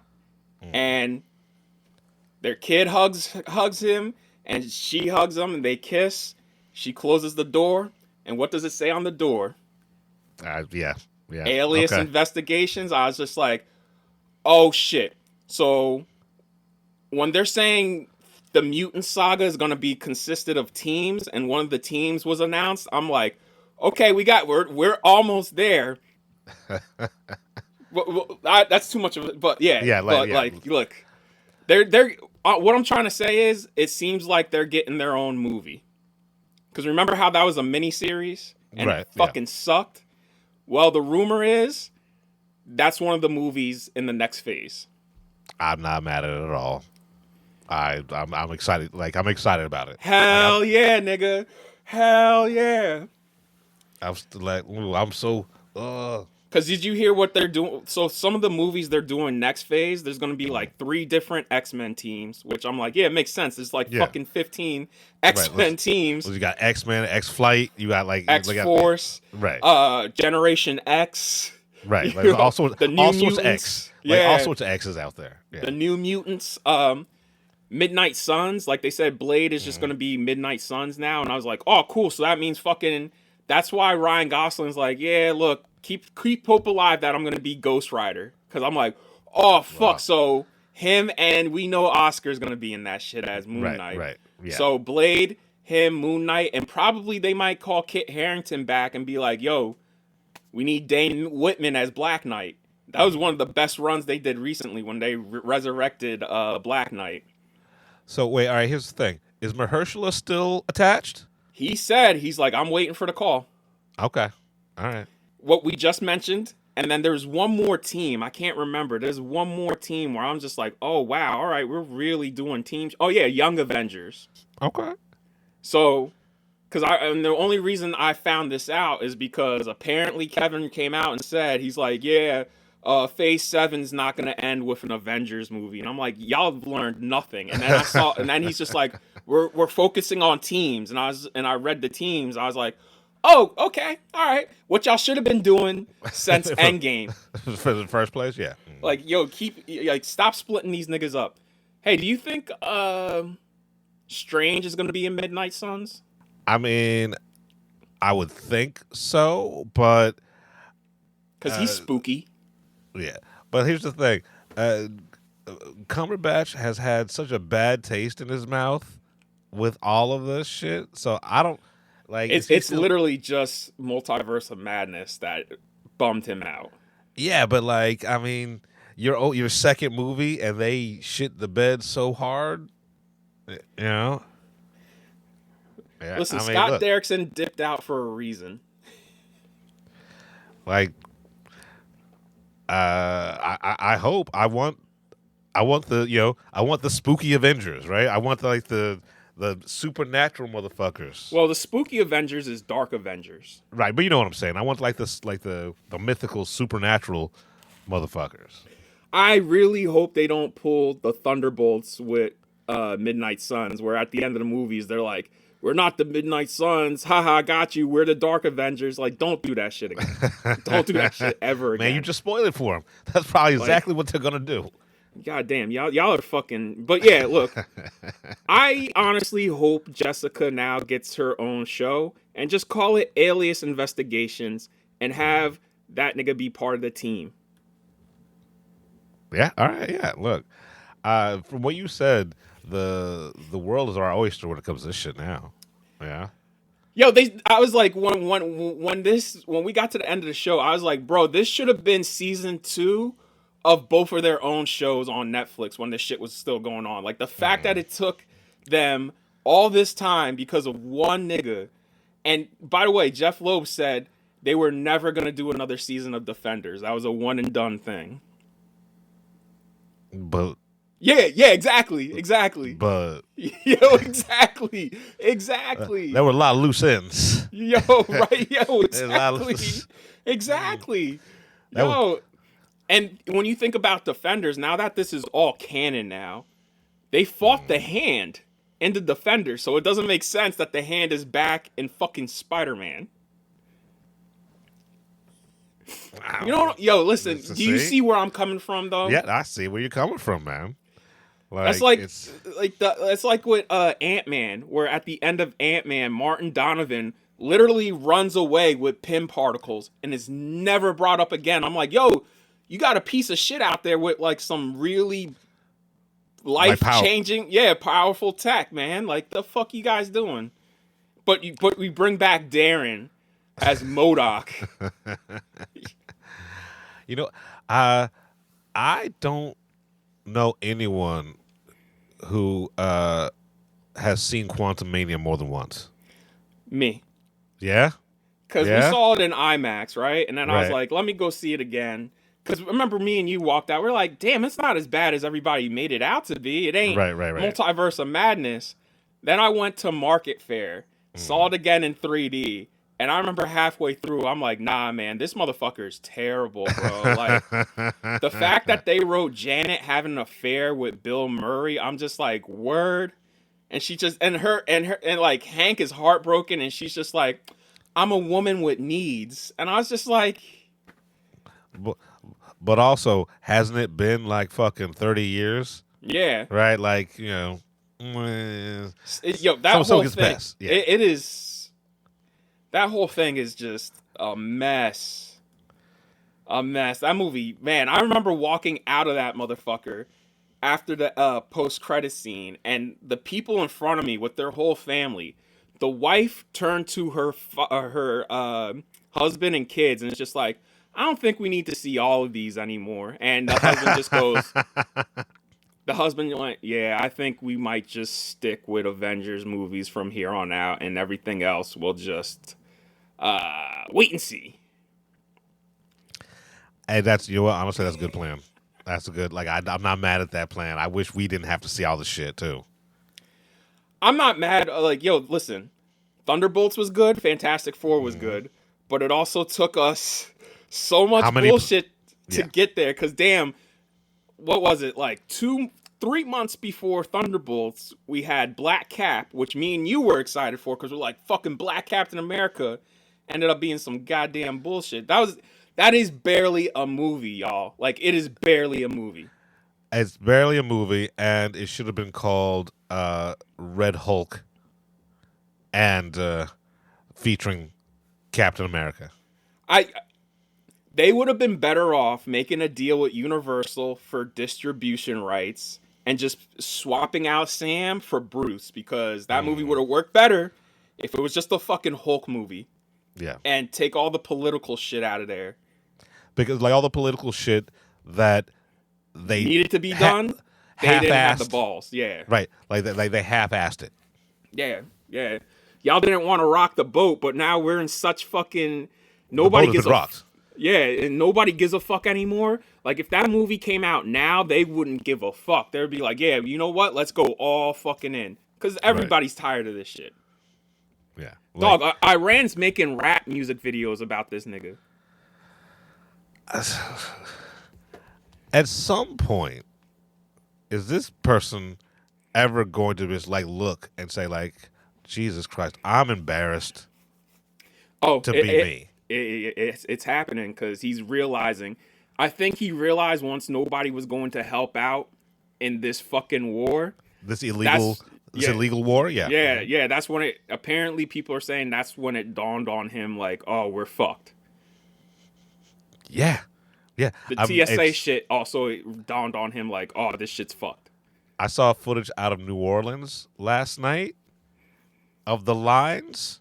Yeah. For the TSA. Yeah. I was like, y'all motherfuckers might just start walking home. Right? It'll be faster. I would just take a train, dog. You know what I'm saying? I'd be like, you know what? I would tell my employer, I'm like, yo, listen, TSA's fucked.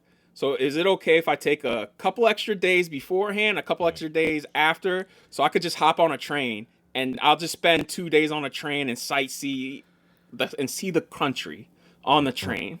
Right, because at this point, with the increase in gas prices, these long lines of TSA, the airline industry is going to start nosediving.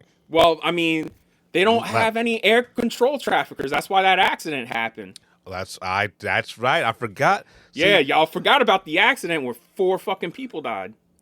there's been this last 18 years, but only 18 months has been catastrophe after catastrophe, and it's not so, even like month after month. It's literally week after week. And so, like, you need a spreadsheet to see all of the fuckery from the beginning up until now. It feels like we've been in this for like 5 years. Yeah. This is just his second year. Right? And I forgot that he DEI all the fucking air traffic controllers and everybody in the government that kind of knew what they were doing about anything. I mean, that's why it's so hard to watch this shit, because you see his.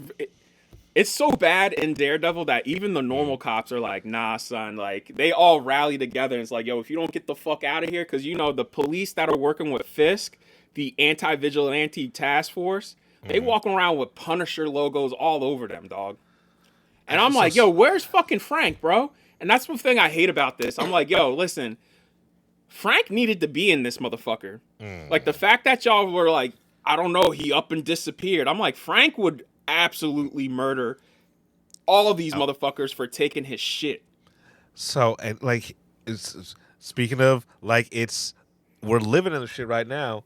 I didn't know that Kash Patel had his own clothing line, and most of it is just co-opting the Punisher symbol. But do you know he has a custom pair of Nikes with a 9 on it because he's the 9th FBI director, and the Punisher logo? Yo, if I was Len, because Len Wayne created the Punisher, right, and he specifically has been writing the Punisher to kill cops who are corrupt like that. Because I'll never forget reading that one comic and it came out during Trump's first presidency, where he goes, hey, Frank, thanks for doing a good job. He's like, nah, you're supposed to protect and serve. And if I ever catch you doing this shit again, I will fucking put a bullet in your head too. I'm like, yo, if I was Len Wayne, I would put lawsuits against all these motherfuckers. All these motherfuckers. Yeah, it is fucking yeah, crazy. It's wild. Yeah, yo, listen, this shit is insane. It's madness. And that's why watching this show was hard, because I'm like, bro, we are living through what they are going through now, bro. And the crazy thing, this is only happening in New York. This is nationwide, bro. Like, you know what I'm saying? Like, right. And at least in this shit gets so bad where everybody's looking at Kingpin like, bro, this might be it for you. Yeah, like you're doing too much. I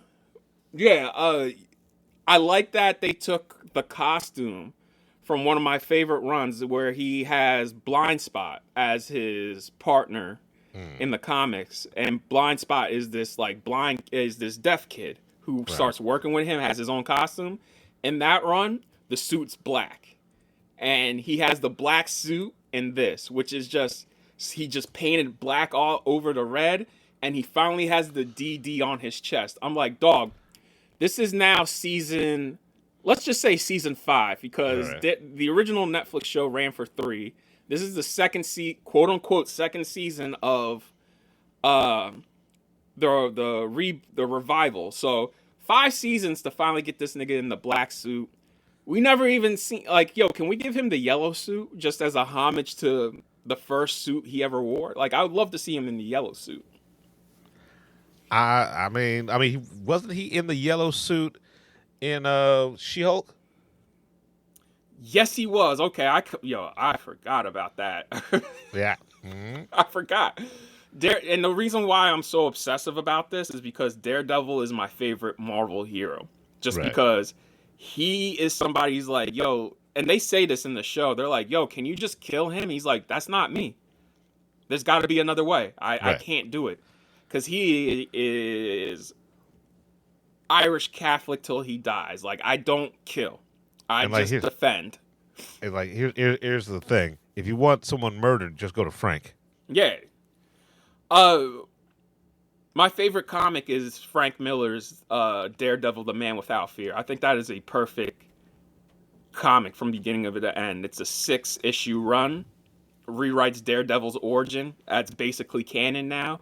It's amazing. Look, I don't want to get more into the weeds of this, but like, yeah, dog, like this is basically what I want. Like, they swear a lot, bro. They say fuck a lot.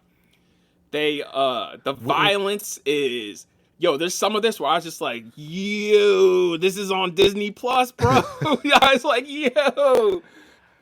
But honestly, this is the stuff that we were worried about when Disney proper took over, right? And it wasn't on Netflix, right? We were afraid of it being watered down. And the fact that you're such a fan of the comic book, because I remember when we first met, like fucking 10, 15 years ago, you were talking about The Man Without Fear, right? And how much you love Daredevil, right? So I'm glad they got this right for you. Look, I love the first season of Daredevil. Love the third season of Daredevil. I thought the second season was overcooked. It was too much going on, and the violence in that, I was like, y'all didn't even need to take it to that level. And I will say this season is more extreme than that second season, but it works better because it doesn't feel mean and it's not disgusting, even though it is extreme. It's like not unnecessary, right? Right, because season 2, I almost threw up when they started when the hand kidnapped Stick. They start shoving bamboo shoots up his fingernails, and I was just like, yo, I almost forgot about that. Yeah. Also, like, the whole shit with the Punisher being on trial in that season, I'm like, Jesus Christ. I mean, that was the prison breakout though, right? The prison assassin. I mean, that did go hard. The only good thing about that season is that Punisher got his own show. Because that first season of the Punisher was nice. Second season was that was a mess. I can't even remember. Yeah, it was a mess, dog. What happened for season 2? I would like to also say I'm glad that it should not have taken this long, but I'm glad it finally happened. Karen and Matt are finally fucking dating. I was just like, Jesus fucking Christ. Like, it took 20 years for this shit to happen. You know what I mean? Because that's his main love interest in the comics, Karen Page. Well, you know, besides Elektra, she pops in and out because in the comics,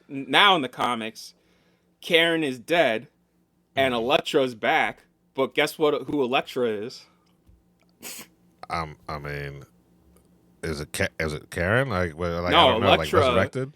No, Elektra is Daredevil. So there's 2 Daredevils. Matt's Daredevil and Elektra's Daredevil. They both patrol Hell's Kitchen together. I mean, is it like that's the pretty fucking cool. Yeah, is it the Daredevils? I mean, that's kind of cool. It's pretty fucking cool, and her costume's pretty fucking cool too. All right, I might have to let me look this up right here. Oh wait, I just sent you the Cash Patel. Oh, look at this fucking clown ass. All right, let's see what this looks like. So let me look. Oh, these shits are ugly as fuck. Ugly as fuck, and like the fuck that you're co-opting the Punisher symbol as the head cop in America. You fucking clown. I don't know what to say. I really don't know what to say. Before we sign off, Jeff, my brother got Taco Bell was giving out free 1-month codes to Peacock. So that's how I was able to catch up on Law and Order, which we'll get into later. And I was able to catch up on SNL and catch up on SNL UK since that just started. Yeah. Mm-hmm. The 1-month Peacock thing, it's the lowest tier, right? Nigga, everything is locked. So if you're not like an NBC show, Like, I can't even watch Peacock originals. Like, I can't watch season 2 of Ted. I can't watch Ponies. I can't watch Poker Face if I wanted to rewatch Poker Face. Really? I wanted to watch Super Mario again since the screening is coming up very soon. And I mean, like, fast. And I wanted to rewatch it. That's locked. I can't watch Hamnet. Like, everything's locked. I was like, yo, this streaming shit's gonna collapse. Because you cannot have people pay for something and then only have a portion of shit that they're already paying for. Right. Like, I get you pay more, you don't have ads. I get that. But I shouldn't have to pay more to watch the shit that you made for your shit. Right? And that's what pisses me off. I'm like, yeah, fine. If you want to pay, I think paying more, you should be no ads. And then you should be able to stream in 4K and have Dolby Atmos and all the bells and whistles. Save that for a premium tier. But like, bro, that's fucked. That's like Netflix, where I go on and a movie from Sony will pop up and I'll be like, oh, cool. I can finally watch Until Dawn because I'm not fucking going out of my way to see it. And it's locked because I'm on the lowest tier because I don't pay for Netflix because that comes through my cell phone provider. Like, all Sony shit on Netflix is locked. Which is... this nickeling and diming people is going to start a revolution. This is why, right? Everybody's going back to physical media. Going back to physical media or just watching fucking verticals and web shit and shit that's free. Yeah. Right? Yeah, man. Because at this point, I might as well just go back to regular ass cable. Yeah. Yeah. Right. And the reason I bring this up is because this is a streaming show. You know what I'm saying? Yeah. Yeah. Like, you already forced our hand, having us to, like, having the general public having to piecemeal their entertainment. But, like, the fact that you can't watch a Peacock original on Peacock. It doesn't matter if it's the lowest fucking tier, right? Like, if I pay, I get to watch. Unless it's something like I get it, like live, right? Like live TV or whatever sports. like that. Like sports, I'm like, yeah, I get it. All right, yeah, all right, live TV, sports, whatever like that. But if I'm streaming it, and if it's something that you make, it's content that you fucking made, and I gotta pay extra to watch what you made for the service that you made it for, get the fuck out of here. But that's also why nothing lasts on Peacock, because nobody can watch it. Yeah, I don't even, like, I know I pay for like the mid tier, but I only watch the NBC shit and the original shit. I don't really watch anything else on Peacock. Only thing I watch on Peacock, well, I want to watch Ponies. I want to watch season 2 of Ted because I like the first season of Ted. Yeah, season 2 of Ted's great. Mind you, they told him before season 2 aired. They were just like, yeah, we're canceling the show because it's too expensive. So, like, and he's just like, all right. And that's why season 2 apparently ends with the way it ends. Yeah. Season 2 pretty much ends as a commercial for the first movie. Because you know what they're doing now, right? No, what's going on? An animated show. Because they said the animated show would make more sense because everybody's too old to do a third movie. They don't want to spend the money on a third movie, and they could bring everybody back just to do the voices. So Jessica Barth, who's married to Ted's coming back. Mark Wahlberg's back, and Amanda Seyfried's back. They're all going to do the voices. So Ted's going to be an ongoing animated show now. Sure. I mean, it doesn't... I'm still going to enjoy it just because, honestly, of all the Seth MacFarlane shit, this is the one I've had the most fun with, and that hasn't been run into the ground. Yeah, man. Yeah, I haven't watched Family Guy in like 20 years. That's how long that motherfucker's been on. Yeah, I mean, I'll catch a Family Guy every once in a while, but I don't think I've seen a new Family Guy episode in like 6 years. Since before pandemic.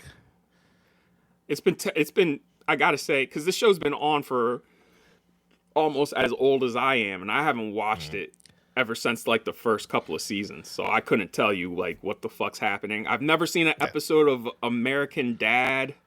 You know what I'm saying? It's fine. There's a lot of stuff by Seth MacFarlane I just haven't seen just because like his humor gets old. But I did like the Ted TV show. I thought there was a lot of heart and it was genuinely funny. So it's disappointing that shit is now done. Yeah. I mean, like, but at least the second season wasn't a disappointment. So that's my primary gripe here is what I'm trying to get at is like, yo, look, this streaming shit, I'm grateful because it's resurrected a lot. Like, we wouldn't have Daredevil if it wasn't for Disney Plus, but also, like, y'all got to start, if you want to make your money, like, Disney has started releasing these shows in Steelbook 4Ks, and I still got to pick up Loki, still got to pick up Moon Knight, and I still got to pick up Falcon and Winter Soldier, because those are the only ones I have any interest in revisiting and owning. I don't want like, but like this Daredevil, y'all better release this shit. Like, release this shit and like, you know what I'm saying? Like, I want to own these motherfuckers, man. Like, we've done right by fucking Daredevil. Charlie Cox is like Matt Murdock and Daredevil. Like this is amazing. All right, all my point is as I wrap up is this is a perfect, like, if you're a fan of the character, Charlie Cox is Matt Murdock pulled off the page. He's Daredevil pulled off the page. Vincent D'Onofrio is like Kingpin pulled off the page. And like, I say that as somebody who is a fan of every iteration of Kingpin they've done. Like, I don't think there's ever been a bad Kingpin in live in media, because I like Michael Clark Duncan as Kingpin. I like the Kingpin in Spider-Verse, and I like the Kingpin here. Wasn't the Kingpin in one of the Thomas Jane Punisher or no? No, that was John Travolta. Ah, that's right. It took place in Florida. Because, you know.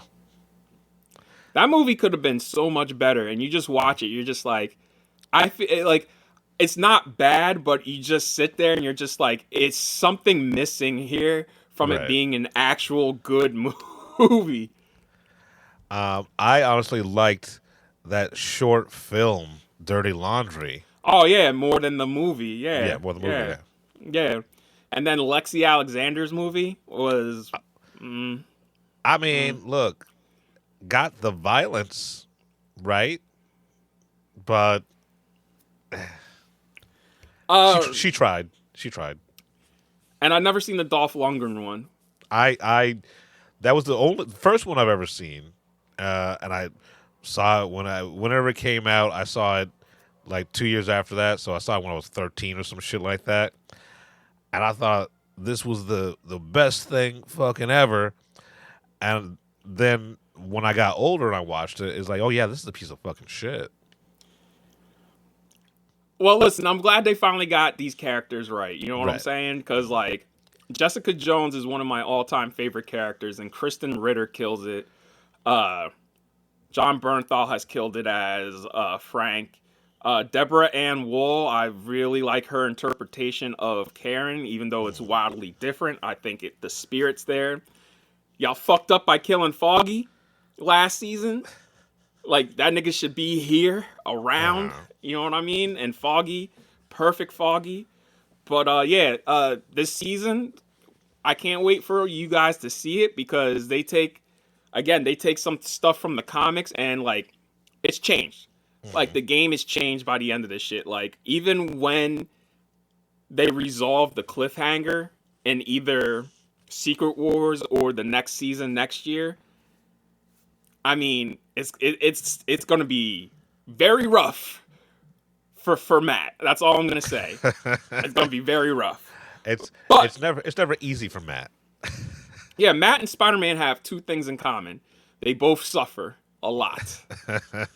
And hey, man, I'll say this: at least when Matt goes through a happy arc, at least the fans are happy with it. Spider-Man, I remember they had him be successful for a while, and then the fans bitched and moaned so much that the comics are like, all right, we'll make him poor again. And I'm just and like, unhappy. damn, bro, like, yo, Spider-Man's been around for 60 years, and we can't do nothing fucking different, bro. Like, that's fucking shameful. Fans are the worst. Yo, because that was my favorite. That was during my favorite arc of Spider-Man recently, where he had Parker Industries, he had the metal suit, had the spider car. That shit was hard. And they were like, why is he successful? Why does he have this technologically advanced suit? Why does he have the car? Why is he traveling around the world? Well, because Peter Parker's a genius. Yeah. Right? Yeah.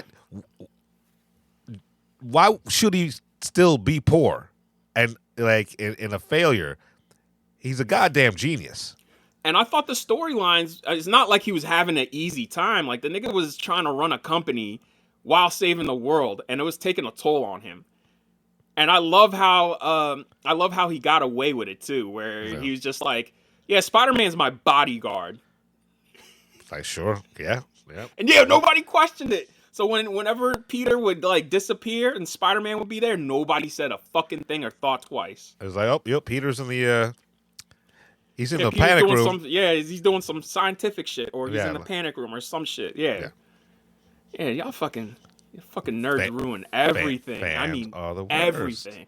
And that's why I hate to say I'm a fan of anything. Yeah, because that word "fan" has been fucking tainted. Right. Like, it all started with y'all fucking Snyder fucks. It all started with you. And I mean, before them, man, Star Wars fans. Oh yeah, man, yeah. They, you know what? They're OG haters. Marvel fans are just as bad as the rest of the fans now. Like, y'all are just like, yo, when people shit on this nerd shit, it's not because it's specifically bad. It's because of you. Right, because we forget that the root word of fan is fanatic. You know, it's fanatical. That's not a good connotation, right? That's why when I say don't call me a movie fan or a movie buff, I hate that shit. I'm a connoisseur. What the fuck is a buff? Anyway, you call me a cinephile. Like, I am a cinephile. I am a bibliophile. A bibliophile is somebody who is very into books. A cinephile is somebody who's really into movies. So that's what I am. I'm not a fucking fan. I don't like. Look, the fact that you know what? If the shit sucks, the shit sucks. That's the way I look at it. That's how the dice rolls. Right. And now we're in this fucking shit now where everything's canon anyway. So like, if something sucks, I'm gonna be like, oh well, you know what? Eventually they're gonna try something new. Eventually. Yeah, but like if they try something new, people are gonna hate it. The fans are gonna hate it. Depends, man. Depends, because Spider-Man came back, Superman came back. You know, as long as they can try something new, as long as it has nothing to do with brown people or women, I think you can. The fans will be all right with it. I mean, we're in a very precarious situation now as is, because Tom Rothman, the dude who runs Sony, they straight up asked him about the future of Spider-Man. He's just like, yeah, that's up to Tom if Tom wants to continue playing Peter. And I was like, oh, so that means Secret Wars, they're going to introduce Miles. Sure. And I get why they're going to do it, because the last Spider-Verse movie drops next year. So they got free reign now. Now that shit's done, they got free reign to bring this little nigga in. I mean, good. Fine. Good. Just do it well, right? They can't do a live action Miles Morales that's worse than his iteration in these animated films, right? So it has to be top tier, right? Because that's your comparison. Both Andrew Garfield and Tom Holland have said, like, yo, we got to do fucking Miles. Like, it's getting to the point where, like, Miles has to come in. And the joke that Jamie Foxx made, that was an Andrew Garfield idea. That's how much he wants Miles in this motherfucker. I can't even remember the joke. Where he was just like, "Oh, you were saving people, innocent people, and you lived in Queens. I thought you were black." and then Andrew goes, "I'm pretty sure there's a black Spider-Man out there somewhere." Okay, all right. You know what? I gotta go back and rewatch that last one. It's funny. I like that movie a lot, but then when you watch it again, I was just like, wow, the story is thin. But the reason why you're so enraptured by it is because it moves fast. Doctor Strange shows up. They're going through all these multiverses. The fucking villains, your favorite villains, show back up, and then like all the other Spider-Men. two, yeah, all the Spider-Mans. They, and then you have J.K. back as fucking Joe Jonah. So it's a lot of the boat's leaking, but they're putting a lot of fucking plaster on there to get it to shore. Yeah, it was like it's the nostalgia. Like it's floating on a river of nostalgia. That's why I find it so funny that Michael Mando is back as Scorpion, because I'm like, bro, you were the last time we saw you was like damn near 10 years ago in the first Spider-Man movie. I forgot all about that motherfucker. Yeah, how'd you get out of prison, dog? Are they even going to mention anything to do with the Vulture? Right? He's in a different universe. Oh, that's right. He got zapped away to Morbius land. That's fucking right. Oh, God. This is a fucking... the roadmap you have to read to enjoy this shit is ridiculous. All right, one last thing before we sign off.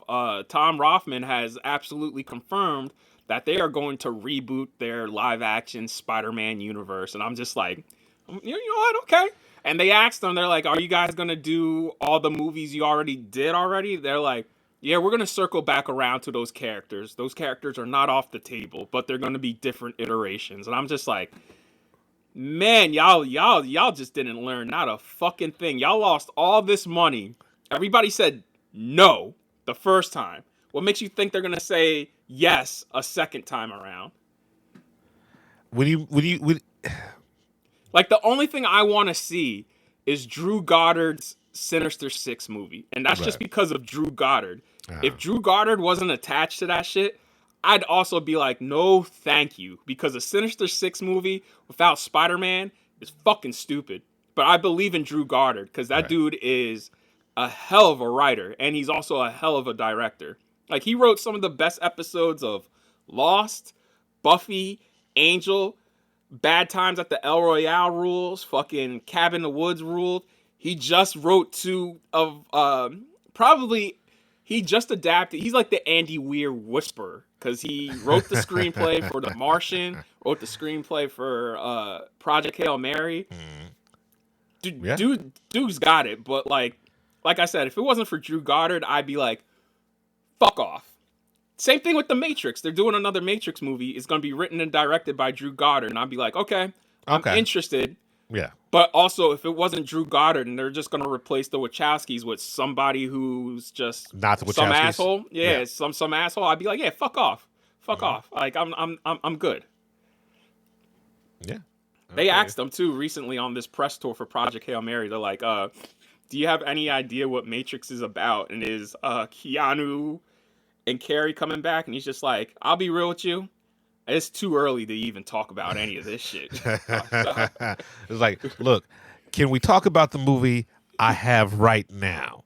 The movie I just wrote. Can we talk about that? This is why none of these people like doing junkets, because they're always asked about projects that are at a point that are just hypothetical. Like, I'll never forget doing the junket for Sinners and waiting for my turn. And that dude was pressing Delroy about Blade. And Delroy was just like, bro, what do you want me to say? He's like, I don't have anything to say right now. And he kept pushing it. And he's just like, bro, I can't. What do you want me to say? He's like, I can't not talk about this right now. He's like, I got nothing to share with you. Like the same thing for the junket for They Will Kill You. dude tried to slip in and try to get Andy Machete to talk about The Brave and the Bold, right? That's not even a guaranteed. He even said, he's like, I don't even know if I'm still going to do that. He's like, it's 50-50 on that. He said that multiple times. He's like, I'm attached, but not really. Yeah. And like, that was pretty much like, he didn't even go that far with this one. He's just like, I see what you did there. Well, can't really talk about it.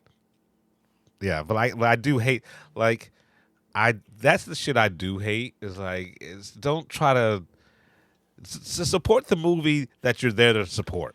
Right. Like I'm here talking to you about the movie you just made. I don't really want to talk about a hypothetical that might, because, shit falls apart all the time in Hollywood. Like, you're wasting time where you could have asked a good question instead of a hypothetical that may or may not happen.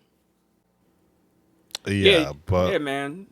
You're asking a hypothetical question on something that probably may or may not happen. Ask about you got journalists out there, film journalists. You can think of some good questions to ask about the fucking movie. Like, there's only one interview I struggled with, and that is the MOANA Bakarin interview, because there's not too much to talk about in Greenland migration. You know what I'm saying? Like, that movie's pretty fucking cut and dry. You know what I'm saying? Like, it's on the screen, right? Like, what am I? There ain't really much I can ask, and they wanted me to like keep going when I wrapped the interview up. They're like, "No, you could ask more questions." I'm like, I was like what? Like, I got the no fuck questions. you want me? I'm pulling shit out my ass now. It's like, what's your favorite animal? Like, what? Like, if you had to say, if you had a Noah's Ark situation, what animals would you save? Right? Like, yeah. But yeah, like that's it. Definitely watch this, because people will spoil this shit, because there's a lot of surprises in this motherfucker. So watch it. R.I.P. to the dude who played White Tiger. He died between season 1 and season 2, and how they handle his storyline in season 2 is really good. Okay, right, because he was murdered. Like in season 1, he's murdered. He was murdered, yeah, murdered. Right. Okay, yeah. But they were gonna bring him back. Because he has powers, but right. R.I.P. I can't wait to dive. I'm gonna, after we're done, I'm jumping on right now. Yeah, and so watching. This is episode 199. God damn. Yeah, well, what are we gonna do for our 200th? I don't know. It's gonna be Super Mario. I guess. By the way, everybody, we need you to review us on Spotify, Apple, right? And we are slowly but surely putting the videos on Spotify, right? Okay. So you'll be able to watch and on listen. YouTube and Spotify now. Yeah. All right, we need those ratings, those higher ratings, because shit's moving quickly that we need to be part of. So the more ratings, the more 4 and 5 star ratings, the better. If you hate us, fuck off.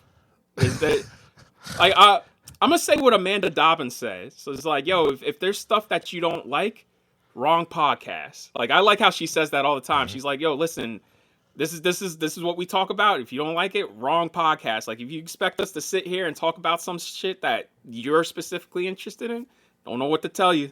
Wrong podcast. You know what you're getting at this point. Look, get your own podcast at that point. Yo, shout out to Amanda Dobbins, bro. She just does not care. Yo, shout out to Amanda. Shout out to Sean. I'm trying to be the Black Sean Fennessy. Yeah, there we go. You know what I'm saying? I want to be. Sean Fennessy is one of the most respected film critics / film podcasters in the game. And like, yo, listen, Sean, come on our show, baby. Like, I would love to fucking pick your brain about shit, because we intersect a lot on a lot of shit. I'm trying to be the Black Sean Fennessy. Saying that right now. All right, let's put it out in the universe. All right, that is episode 199. We're the Film Blurs. I'm Brandon Norwood, and I'm the motherfucking protagonist. I'm the protagonist. I'm Jeff Stewart, aka He Who Remains. Don't come at us. It's just fucking movies. You've been listening to the Film Blurs podcast. Man, I just love what you guys do, man. I never miss an episode. It's the best. It's my favorite podcast. Follow Jeff on IG on MindFireXL and Brandon on Twitter at BJN Tweets.